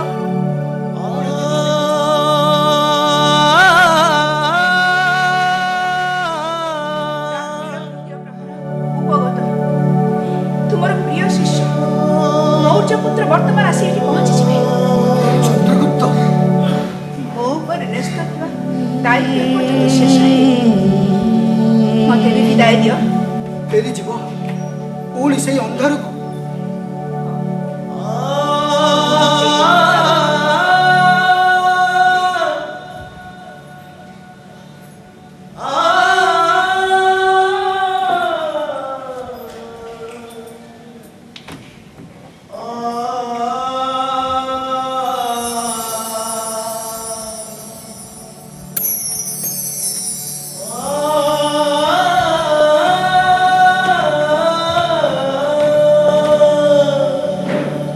ଶୁଣିଯାଅ ଅନାମିକା, ଖାଲି ଏତିକି ଜାଣିଯାଅ, ଚାଣକ୍ୟ କେବଳ ନୀତି ନିୟମ ଶୃଙ୍ଖଳା ଓ କର୍ତ୍ତବ୍ୟର ପ୍ରାଣୀ। ସେ ଗୋଟାଏ ମଣିଷ, ତା ପାଖରେ ରହସ୍ୟ ଅନେକ ଅନେକ ରହସ୍ୟ ଭଳି ଏ ବି ଏକ ରହସ୍ୟ। କିଏ? କାହା କଥା କହୁଛ ତୁମେ? ଆପଣଙ୍କ ମୁକ୍ତି କଥା, ଆପଣଙ୍କ ଭିତରେ ଲୁଚି ରହିଥିବା ଆଉ ଏକ ଚାଣକ୍ୟଙ୍କ କଥା। ହେଲେ ହେଲେ ସେ ନାରୀ, ତାର ପରିଚୟ? ସିଏ ଯଦି ଦର୍ପଣରେ ନିଜକୁ ଦେଖିବାକୁ ନ ଚାହିଁଲା, ମୁଁ କାହିଁକି ଦର୍ପଣ ହେଇ ତା ସାମ୍ନାରେ ଠିଆ ହେବି? ତମେ ତାକୁ ଚିହ୍ନିଛ? ଚିହ୍ନି ନଥିଲି, ଯଦି ବା ଚିହ୍ନିଥିଲି ଭୁଲ ଚିହ୍ନିଥିଲି। ଆଜି ଏଇଠି ତାକୁ ପ୍ରଥମ କରି ଚିହ୍ନିଲି। ଏହି ଉଜୁଡ଼ା ବୟସରେ ଆରେ ଇଚ୍ଛା ହଉଛି ତାକୁ ଥରେ ମା ବୋଲି ଡାକିବାକୁ।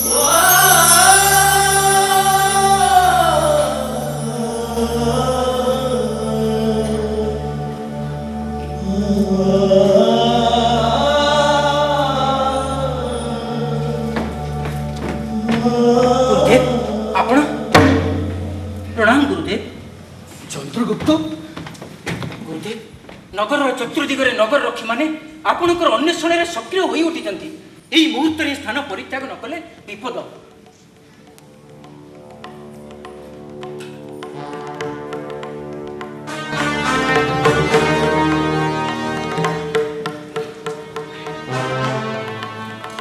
ବିଦାୟ ଜନ୍ମଭୂମି, ବିଦାୟ। ଚାଲୁଛ?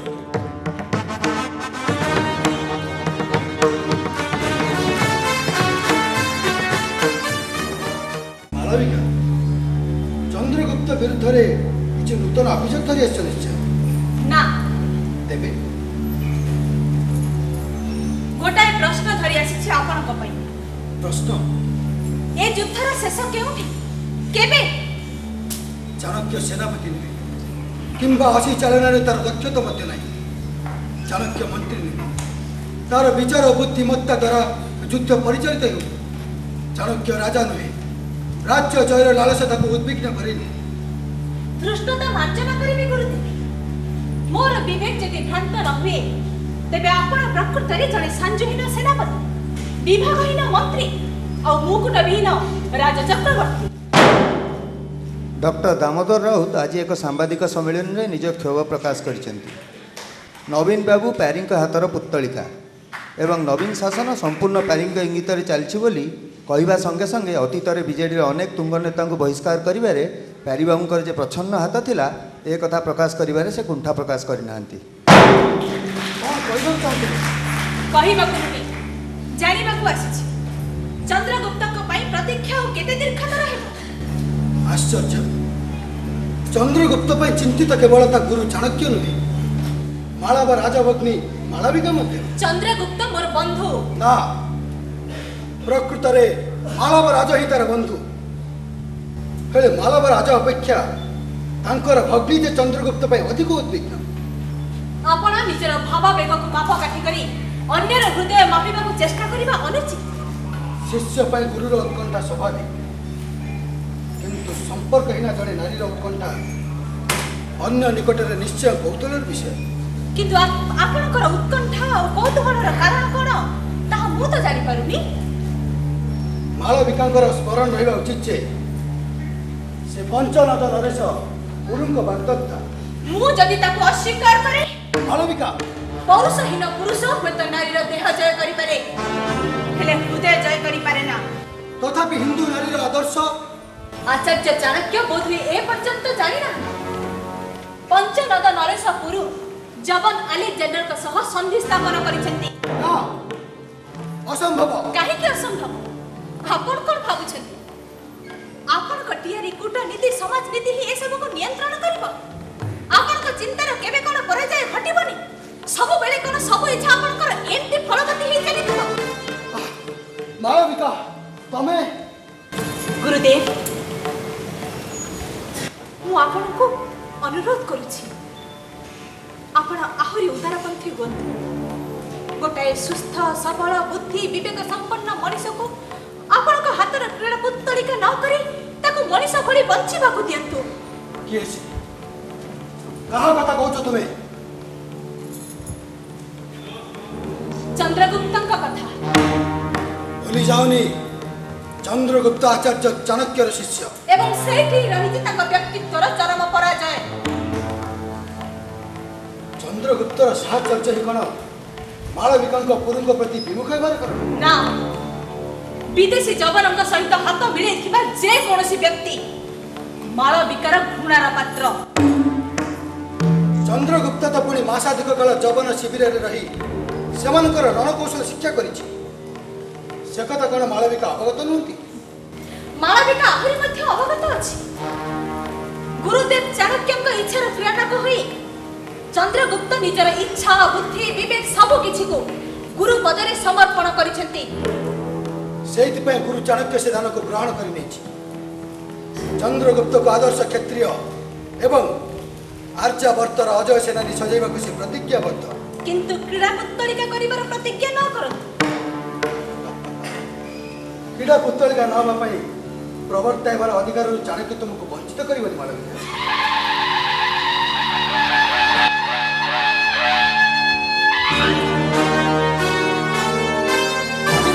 नूतन संपादने केही बने एही दिग को आसुछि। एही पारे विदाय।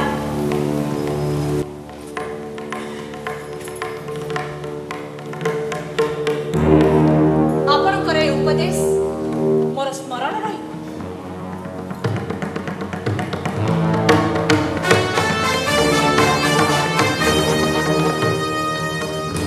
तमे आज चाणक्य को विस्मित करिछ मालविका। हेले एतिकी जानिना काष्ठ खंडे शुष्क हेले ही जली उठिली ताकू लेलिहान शिखारे परिणत करिबा पई अग्निर संजोग दरकार। चाणक्य केवल से अग्निखंड मात्र। प्रणाम गुरुदेव। चंद्रगुप्त ए समय मालव प्रत्यागमन उद्देश्य बड़ दुसंबाद गुरुदेव। बाध्य होई आपनक मंत्रणा पाई मते मालव फेरी आसबा पड़िला। कौन गुरुर प्रतारणा? आपण ताले संवाद पाई सारचंती। जवन शिविर में मासाधिक काल रही जो सब युद्ध कौशल शिक्षा कर तार विनियोग कर ना गुरुदेव जबनक कूटनीति निकट में हार मानिला गुरु पौरुष कूटनीति शेष से मो सहित बंधुता छिन्न कर राजा सेल्यूकस सहित संधि कले। शुण चंद्रगुप्त विपास और शतद्रु नदीर मध्य भाग एक स्थल भाग अच्छी तुम्हें अविलंबित से छाउनी स्थापन कर से व्यवस्था कर सारी मुई मात्र फेरुछि। साधु साधु चंद्रगुप्त सेठाकार दायित्व क्या पर न्यस्त कर मित्र मालव राजा को सेठाकार दायित्व दे आसी आउ मोर असंख्य विश्वस्त मगध सेना मगध सेना बाहिनी आहरी तीव्र विभेद सृष्टि कर आहरी सैन्य सामंत को निज पक्ष को आने किंतु यह कोन एबा संभव कूटनीति एठी राजनीति ठारू भिन्न चंद्रगुप्त राजनीति पाखे जहाँ संभव नुहे कूटनीति पाखे ता संभव किंतु वर्तमान तो आम मगध ठारू बहुत दूर ये अवस्था मगधर ए अंतर्विप्लव मुंड टेकुछि नंदर संध्या चक्षुरे पड़ी राक्षस राज्य छाड़ी पलायन करिछि। राक्षस पलायन करिछि? हाँ एटा हो आम एक सुवर्ण सुजोग ए सुजोगर सद्व्यवहार करबा कहबो तेबे तो नंदवंशर पतन आसन। हाँ तथापि मन रख तुम दुई पटे शत्रु गोटे पटे जवान शक्ति अन्य पटे राजा नंद। गुरुदेव उपदेश मोर चिरस्मरणी तुम ए जाइपार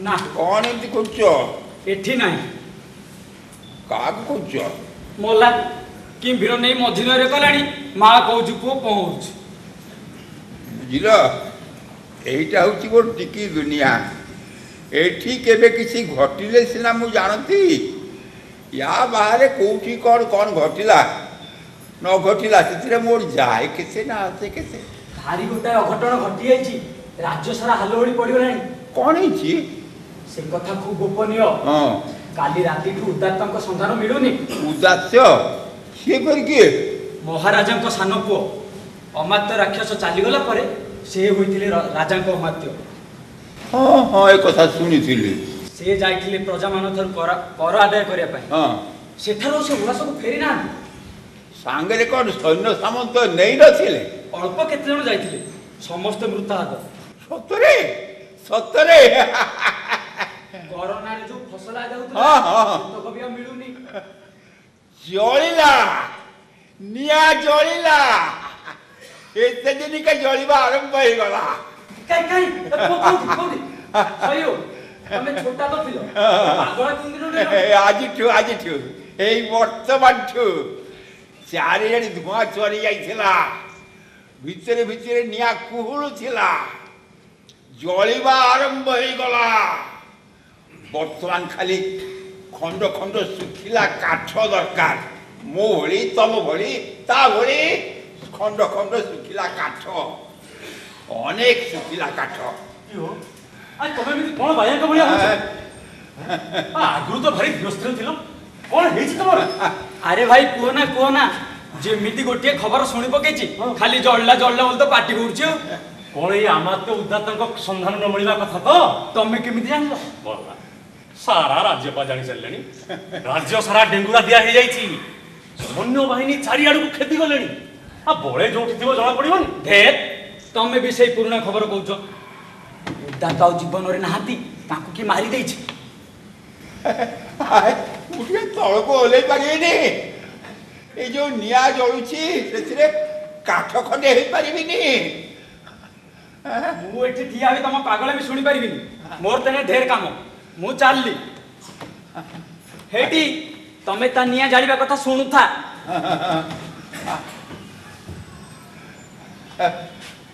काठ सब सुखी साखी एड़े तने बिची है पड़िछला ସେଦିନ ରାତିରେ ଜଣେ ଲୋକ ଆସିଲେ।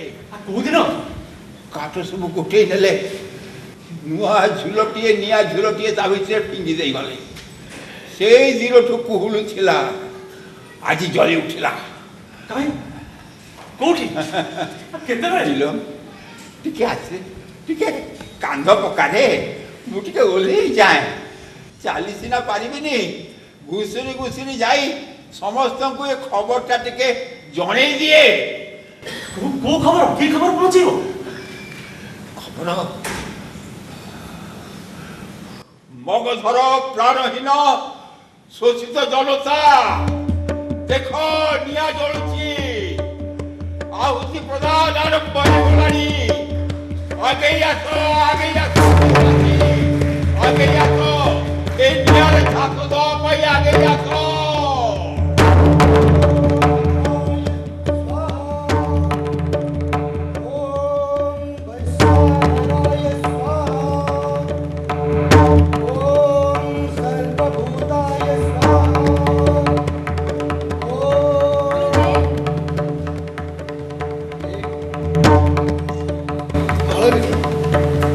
ଅଗ୍ନିରେ ପୂର୍ଣ୍ଣାହୁତି ଦେଉଥିଲି। ଏ ପୂର୍ଣ୍ଣାହୁତି ନୁହେଁ, ଏବେ ବି ବୈଶ୍ୟ ନରର ଲେଲିହାନସିକ ସର୍ବବ୍ୟାପୀ ହୋଇନି। ଏବେ ବି ପ୍ରତ୍ୟେକ ନିଷ୍ପେଷିତ ମଣିଷର ହୃଦୟ ହୋମକୁଣ୍ଡ ପାଲଟି ନାହିଁ। ଆପଣ ଏଇ ଯୋଉ ଅଗ୍ନି ସଂଯୋଗ କଲେ ତାର ନିର୍ବାପନ ମନ୍ତ୍ର ଜାଣିଛନ୍ତି? ଜାଣିଛନ୍ତି ସେ ଅଗ୍ନି ନିର୍ବାପିତ ନ ହେଲେ ସବୁ କିଛି ଜାଳି ପୋଡ଼ି ଛାରଖାର କରିଦେବ? ଆବାହନ ମନ୍ତ୍ର ଯେ ଜାଣେ, ନିର୍ବାପନର ମନ୍ତ୍ରୀ ବି ତାକୁ ଜଣାଥାଏ। କିନ୍ତୁ ଏ ଯୋଉ ଅଗ୍ନି ମନ୍ତ୍ର, ତାର ନିର୍ବାପନ ନାହିଁ। କାହିଁକି? ଇଏ ସବୁଦିନେ ଜଳୁଥିବ, ପ୍ରତ୍ୟେକ ଦଳିତ ମଣିଷ ହୃଦୟରେ ଶାସନର ସବୁ ଅପକର୍ମକୁ ଧ୍ୱଂସ କରିବା ପାଇଁ। ତୁମ ନିକଟରୁ କିଛି ନୂତନ ସମ୍ବାଦ ଶୁଣିବାକୁ ଚାହେଁ। ଆପଣଙ୍କ ନିର୍ଦ୍ଦେଶରେ ଚନ୍ଦ୍ରଗୁପ୍ତ ଏକ ଦୁର୍ବଳ ସେନାପତି ପରି ଯୁଦ୍ଧ ପରେ ଯୁଦ୍ଧ ଜୟ କରି ଚାଲିଛନ୍ତି। ଏ ତ ନୂତନ ସମ୍ବାଦ ନୁହେଁ। ଆପଣଙ୍କ କୌଶଳର ଗୁଟ ଜାଲରେ ପଡ଼ି ପଞ୍ଚରଥ ନରେଶ ଯମଙ୍କ ସହିତ କରିଥିବା ସନ୍ଧିକୁ ଛିନ୍ନ କରିଛନ୍ତି। ତୁମର ସମ୍ବାଦ ଶେଷ ହେଲା? ଆପାତତଃ ଶେଷ, କିନ୍ତୁ ଏହି ଅବସରରେ ଆଚାର୍ଯ୍ୟଙ୍କୁ ମୋର ଗୋଟିଏ ପ୍ରଶ୍ନ। ପଚାରିପାର। ଚନ୍ଦ୍ରଗୁପ୍ତଙ୍କୁ ଆପଣ କେଉଁଠି ପହଞ୍ଚାଇବାକୁ ଚାହୁଁଛନ୍ତି? ଚନ୍ଦ୍ରଗୁପ୍ତ କେଉଁଠି ପହଞ୍ଚିଲେ ତୁମେ ଖୁବ୍ ଖୁସି ହୁଅନ୍ତୁ। ଚନ୍ଦ୍ରଗୁପ୍ତଙ୍କୁ ମୁଁ ଖାଣ୍ଟି ମଣିଷ ରୂପରେ ଦେଖିବାକୁ ଚାହେଁ। ସ୍ନେହ, ପ୍ରେମ, ରାଗ, ଅଭିମାନରେ ଗଢ଼ା ମଣିଷଟିଏ। ମାଳବିକା, ଚନ୍ଦ୍ରଗୁପ୍ତଙ୍କୁ ଆପଣ ଖାଣ୍ଟି କ୍ଷତ୍ରିୟରେ ରୂପାନ୍ତରିତ କରିଛନ୍ତି। ଅନ୍ତତଃ ମୋ ପାଇଁ ତାକୁ ଖାଣ୍ଟି ମଣିଷ ରୂପରେ ରୂପାନ୍ତରିତ କରିପାରିବେନି? ଚନ୍ଦ୍ରଗୁପ୍ତର ଭାଗ୍ୟର ଏବେ ଉଦୟ ଚଳରେ, ସେଇଥିପାଇଁ ବୋଧ ହୁଏ ତମେ ତା ପ୍ରତି ଆସକ୍ତ।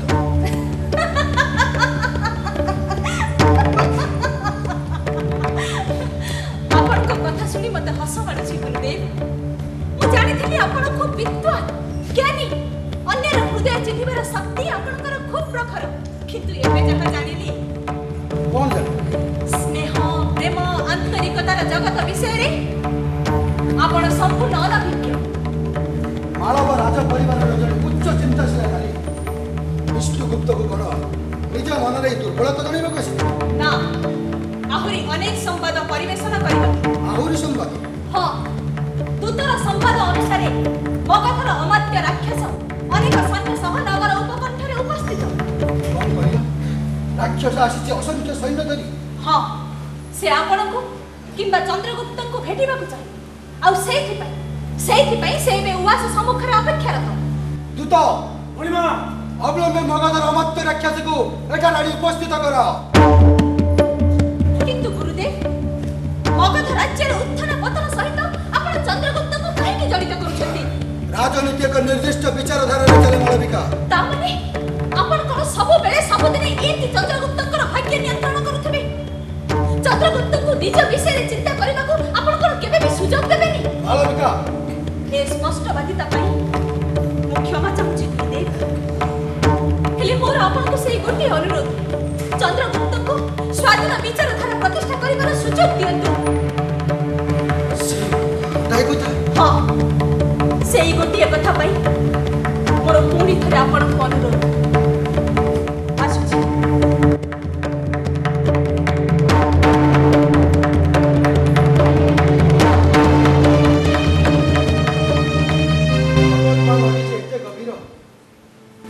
ସେଥିରେ ଯେ किए भौरी थाए ताहा थिला धारणातीत।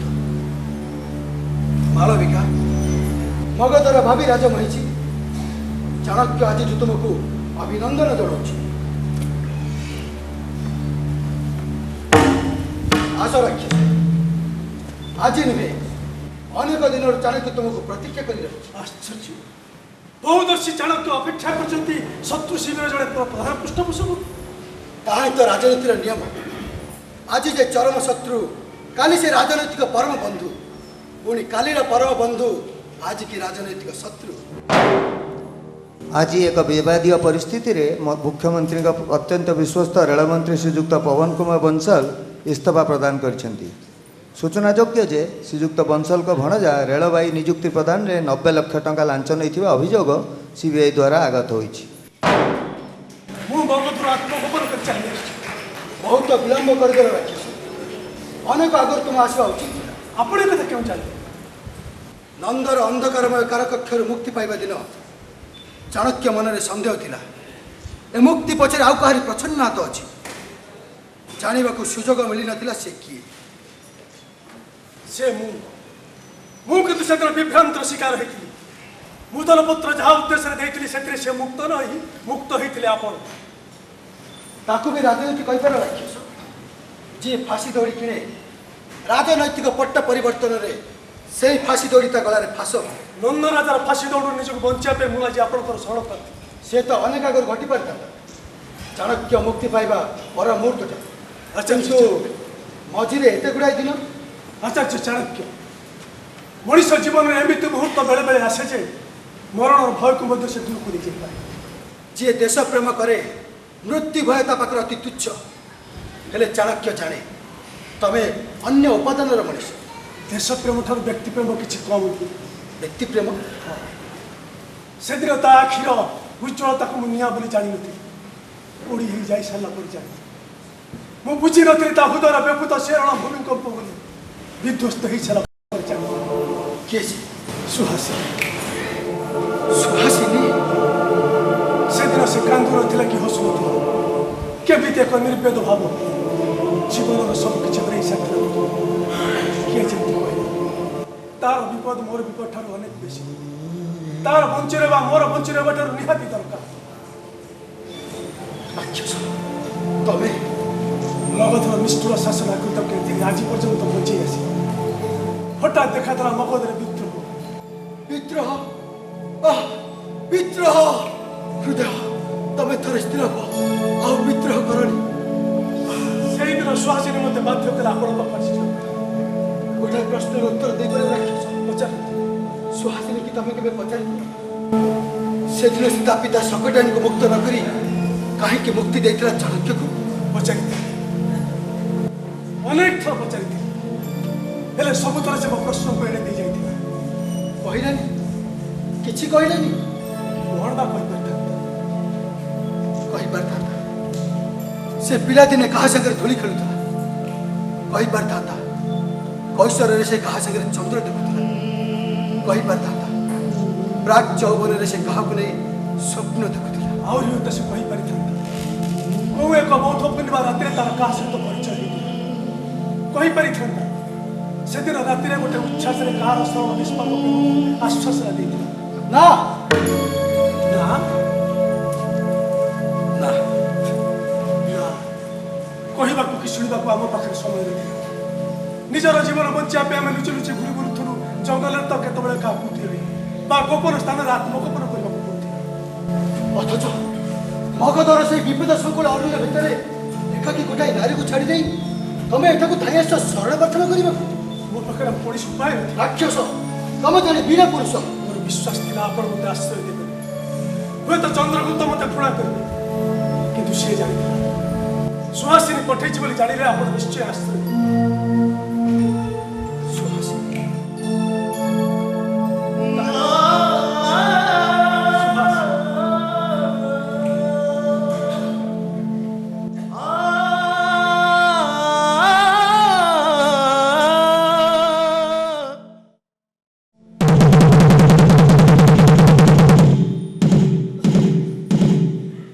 सुना सुना सुना मगधवासी सुना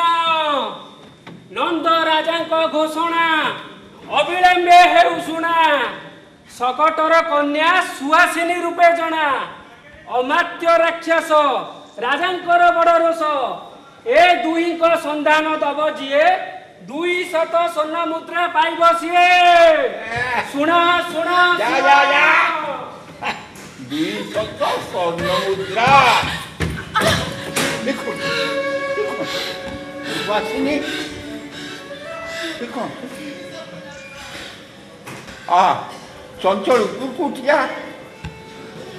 उपरको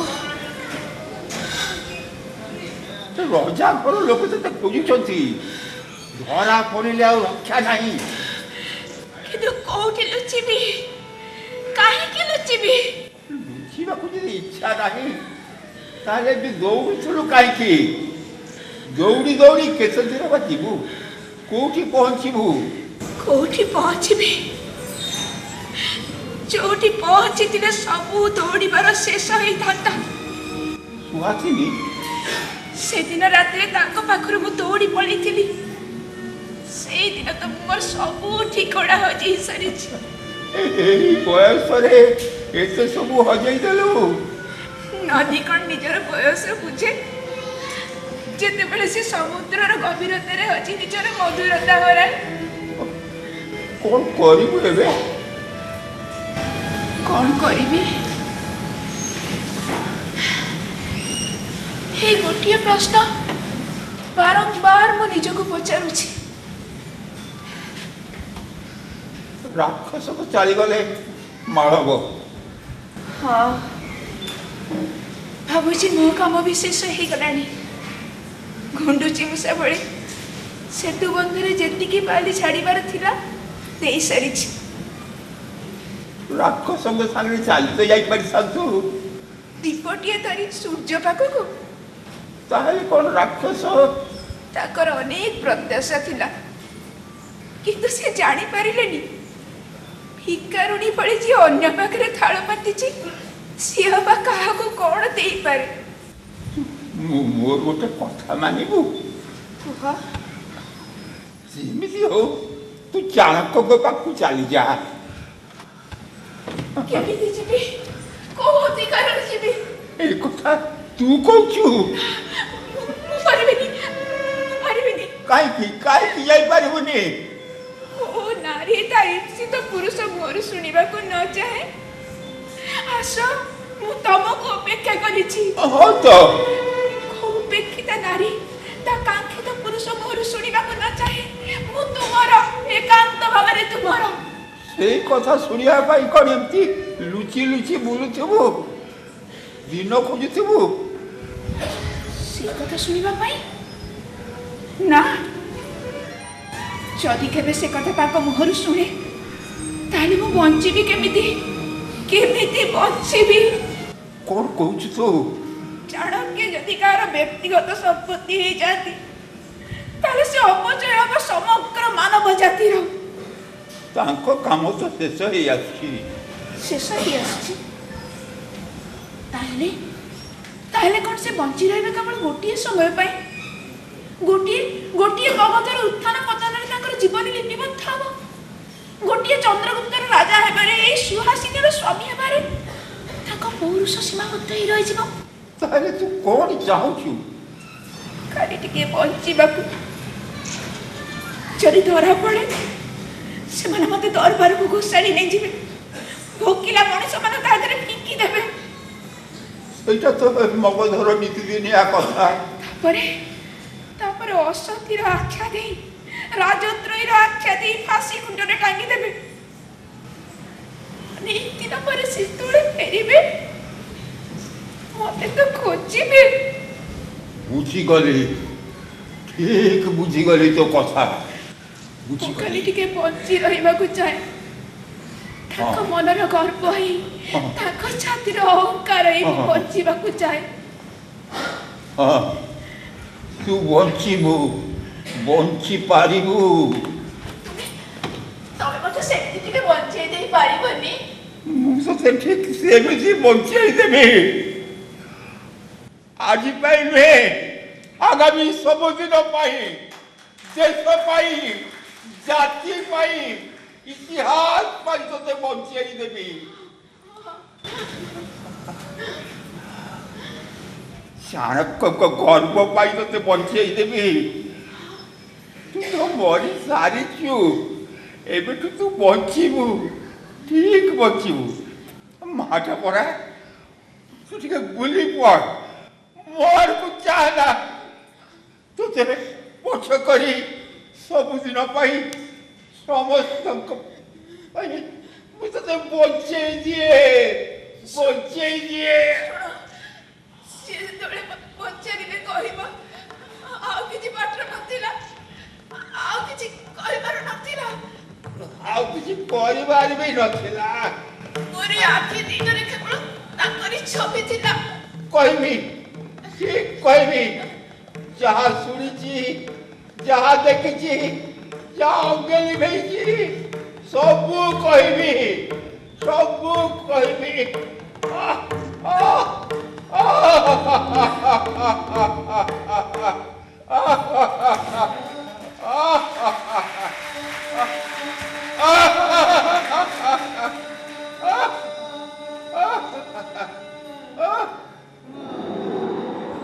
ବଜଉଥା, ବଜଉଥା, କେତେ ଟେଗଡ଼ା ବଜେଇବୁ ବଜଉଥା।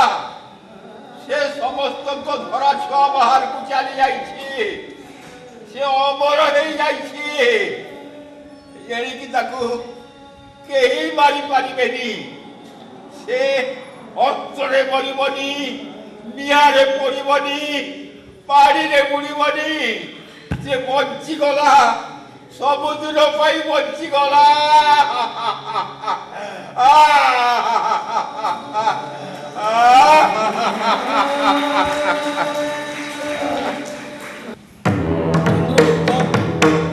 ଜବାନ ବିଜେତା ହିସାବରେ ଆର୍ଯ୍ୟାବତ ତୁମକୁ ସମ୍ମାନ ଦେବ।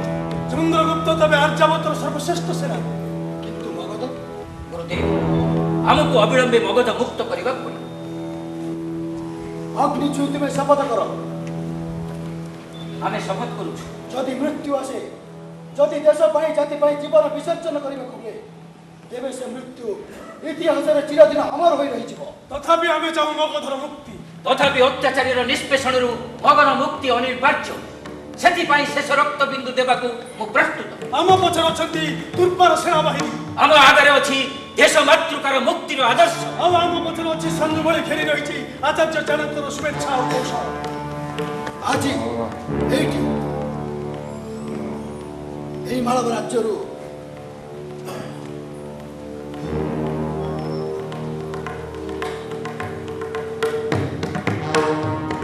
ପ୍ରଥମ ସ୍ୱାଧୀନତାର ମଶାଲ ଚାଣକ୍ୟ ତମାଦର ଦେଉଛି ଆଉ ଘୋଷଣା କରୁଛି, ଏହି ମୁହୂର୍ତ୍ତ ଠାରୁ ମଗଧର ରକ୍ଷାକର୍ତ୍ତା ଶାସନକର୍ତ୍ତା ହେଉଛନ୍ତି ମହାରାଜ ଚନ୍ଦ୍ରଗୁପ୍ତ ମୌର୍ଯ୍ୟ। ଆଜି ଏହି ମୁହୂର୍ତ୍ତ ଠାରୁ ମଗଧର ଅତ୍ୟାଚାରୀ ଶାସନର ବିଲୋପ ହୋଇ ପ୍ରତିଷ୍ଠିତ ହେବାକୁ ଯାଉଛି ମୌର୍ଯ୍ୟ ସାମ୍ରାଜ୍ୟ। ମହାରାଜ ଚନ୍ଦ୍ରଗୁପ୍ତ ମୌର୍ଯ୍ୟଙ୍କର ଜୟ। ଜୟ ମା ଜନ୍ମଭୂମି, ଜୟ ମଗଧ।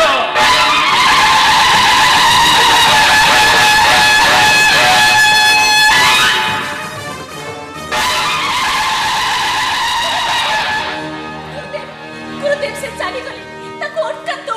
ଏହି ଅଟକିବେ ନାହିଁ। ଅବାରିତ ଅପ୍ରତିହତ ଗତିରେ ଶୋଭାଯାତ୍ରା ଆଗେଇ ଚାଲିବ। କିନ୍ତୁ ଚନ୍ଦ୍ରଗୁପ୍ତଙ୍କୁ ସ୍ୱାଧୀନ ମଣିଷ କରିବାର ସୁଯୋଗ ତ ମୁଁ ଏ ଯାଏ ପାଇଲିନି। ଏ ସ୍ରୋତକୁ ବାଧା ଦିଅନି ମାଳବିକା। ବାଲି ବନ୍ଧ ପରି ତମେ ବି ଭୁଷୁଡ଼ି ପଡ଼ିବ। ହେଲେ ଚନ୍ଦ୍ରଗୁପ୍ତ ଏବେ ବି ବୁଝିପାରି ନାହାନ୍ତି।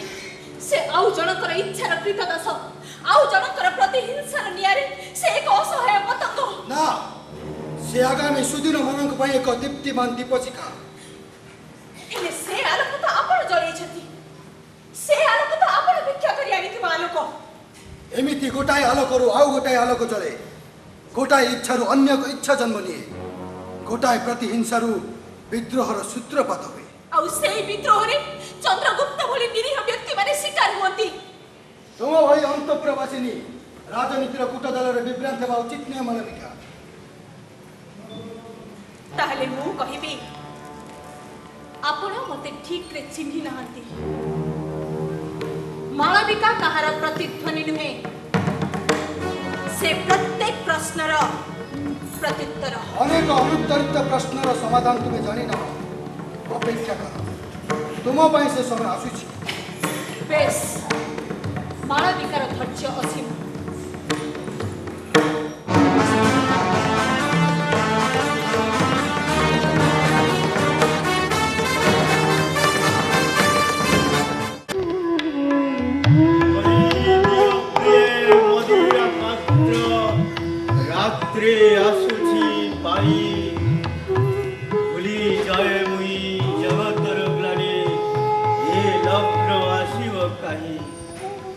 महाराज सर्वनाश उपस्थित बारंबार रंग रसरे बाधा की संवाद सारा मगध अचानक विद्रोह घोषणा करिछि मगधर सेना माने कोन सोइछंती जाओ सेनापति की संवाद दियो जे कोनसी मते ये विद्रोह को दमन करंतु महाराज सैन्य माने गृहबंदी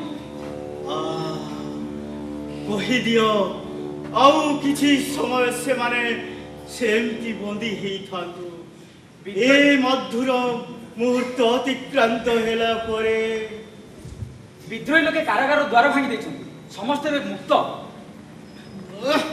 ये संवाद मते आगुरु जोड़े नतरे पाइबी मणिमा बारण करथिले ओ मो विरुद्धरे गोटा चक्रांत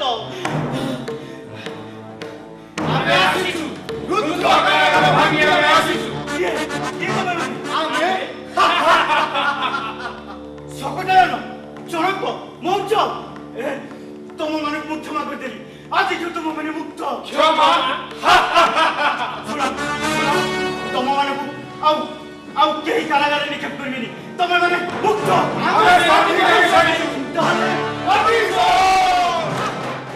जय सम्राट चंद्रगुप्तंकर जय सम्राट चंद्रगुप्तंकर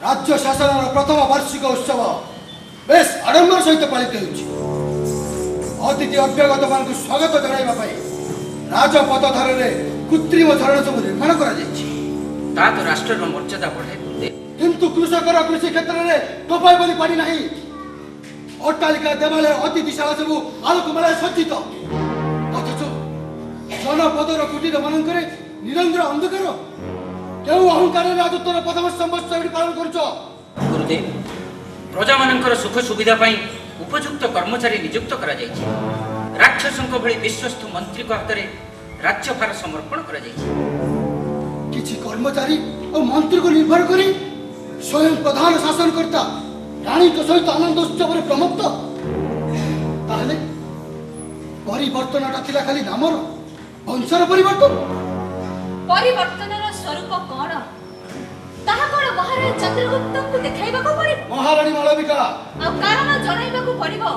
कुसुमपुरर अधिवासी ब्राह्मण चाणक्य को कौन कहबा चाहती महारानी मु जणे चाणक्य को जाने जे तक्षशिलार अध्यापक थी जे अर्थशास्त्र रचना करथिले आ जे मगध विप्लवर नेतृत्व नेथिले से चाणक्य तो सम्मुखरे दंडायमान ना से चाणक्य केबे आपण नुहंती से यदि आपण होइथाते तेबे बिना अनुमति रे जने राजांकर प्रमोद भवन भीतर को एमती पसी आसी नथांते महारानी मालविकांकर मंतव्य कौन तुमर मंतव्य चंद्रगुप्त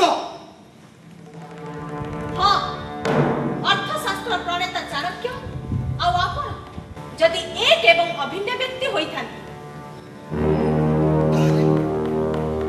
सबु राजत्व कौन समान सबु शासनकर्ता सब महारानी महारानी आपण का अर्थशास्त्र अनुसार प्रत्येक पदवीर किछि ना किछि अधिकार और क्षमता अछि अधिकार क्षमता महाराणी मालविकांकर ମଧ୍ୟ ଅଧିକାର ଅଛି प्रमोद भवनर अनुप्रवेशकारी को बाहर को चली जीवार निर्देश दबा आउ क्षमता अछि समस्त प्रजा मानक तांको सीमा भीतर रहिबा को निर्देश दबा ताहले चाणक्य भी एक भ्रांतिर सरप्य सीमा बाहर पाद देला मात्रे चाणक्य भी निरापद नहंती ए कथा जदि आपण आपणकर अर्थशास्त्र रे लिखि नथंती तेबे मालविकार ए उक्ति को उद्धार करि नेबे पुणी खोजिबाकू पड़िबो पुणी जीवाकू पड़िबो तक्षशिलार वैशाली वैशाली कुरुक्षेत्र ମୁଁ କହିଥିଲି ଆପଣଙ୍କର ମନେ ଥିବ ମାଳବିକା କାହାର ପ୍ରତିଧ୍ୱନି ନୁହେଁ ସେ ପ୍ରତ୍ୟେକ ଉତ୍ତରର ପ୍ରତ୍ୟୁତ୍ତର ସେଥିପାଇଁ ନା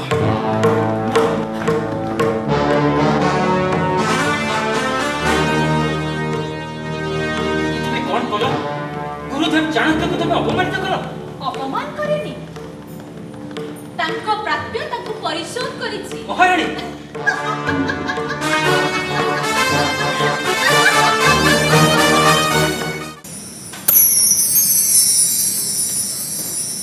କୁଆଡ଼େ ଚାଲି ଯାଉଛନ୍ତି ନିଶ୍ଚୟ ହଁ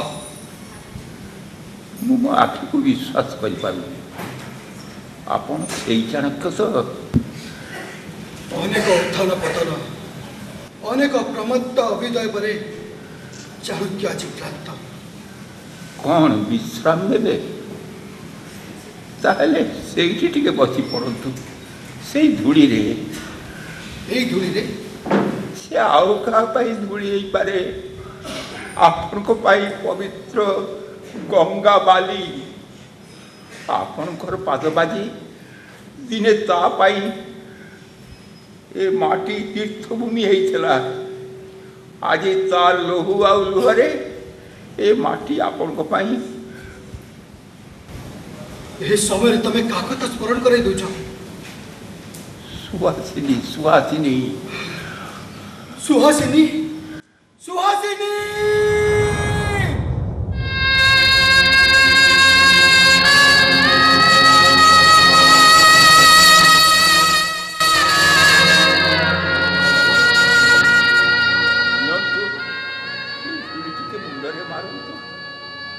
ଅନେକ ବିପ୍ଳବ କରିଛନ୍ତି ଅନେକ ବିଜୟ ହାସଲ କରିଛନ୍ତି ହେଲେ ସେଇ ଧୂଳି ଠାରୁ ବଡ଼ ବିଜୟ ଟିକା ଆପଣ ଉପରକୁ ପାଇବେନି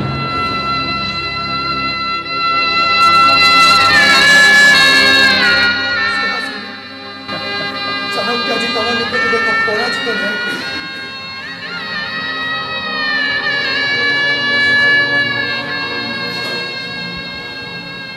ବାସ୍ ଏଥର ମୋର କାମ ଶେଷ ଜଟାୟୁର ଦାୟିତ୍ୱ ସରିଗଲା ତୀର୍ଥ କାକ ଭଳି ତୀର୍ଥଭୂମିକୁ ଆଉ ଜଗିବାକୁ ପଡ଼ିବନି ସୁହାସିନୀ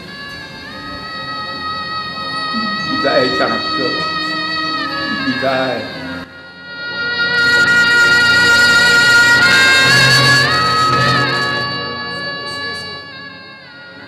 ସବୁ ଉତ୍କଣ୍ଠାର ଅପମୃତ୍ୟୁ ଘଟିଲା ଏଣିକି କେଉଁଠିକି ଯିବୁ ଚାହୁଁ ନୂତନ ଶାସନ ପଦ୍ଧତି ନୂତନ କୂଟନୀତି ନୂତନ ରାଜନୀତିର ନିୟମ ପ୍ରଣୟନ କରିବାକୁ ନୂତନ ମୁକୁଟ ନୂତନ ସିଂହାସନର ସନ୍ଧାନ କରିବାକୁ ତେବେ ଆଗେଇ ଚାଲ ଚାଣକ୍ୟ ଆଗେଇ ଚାଲ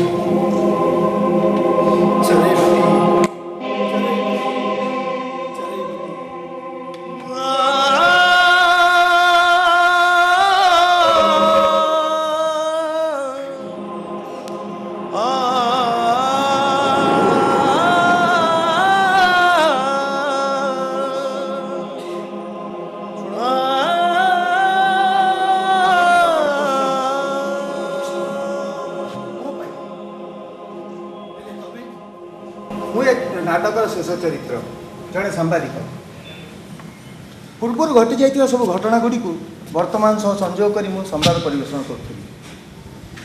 जाने ना केते शताब्दी हो कौन खोजी चलते आपण ए देश पर जड़े आदर्श शासनकर्ता जहाँ को साधारण लोके पाइले खुशी हे आनंद रे दिन जापन करेंगे। मु जाने आपण जड़े खूब विज्ञ लोक हेले मो कथा टिके दयाकरी शुणु। सत असतर कौन सीमारेखा ना सत कह गले जेते दिन पर्यंत मनीष असत कर सुजोग न पाई थाए सेते दिन पर्यंत से सत थाए। तथापि देश ए जाति शुणु आपण अर्थशास्त्र लिखिले नीतिशास्त्र लिखिले लोकनीति कथा लिखि ना किंतु प्रकृत में कह गले दुनियाटा लोकनीति उपर ही चले। तेणु आपण दयाकरी फेरी जातु आपण समय को आपण शास्त्र भितर को फेरी जातु चाणक्य दयाकरी फेरी जातु।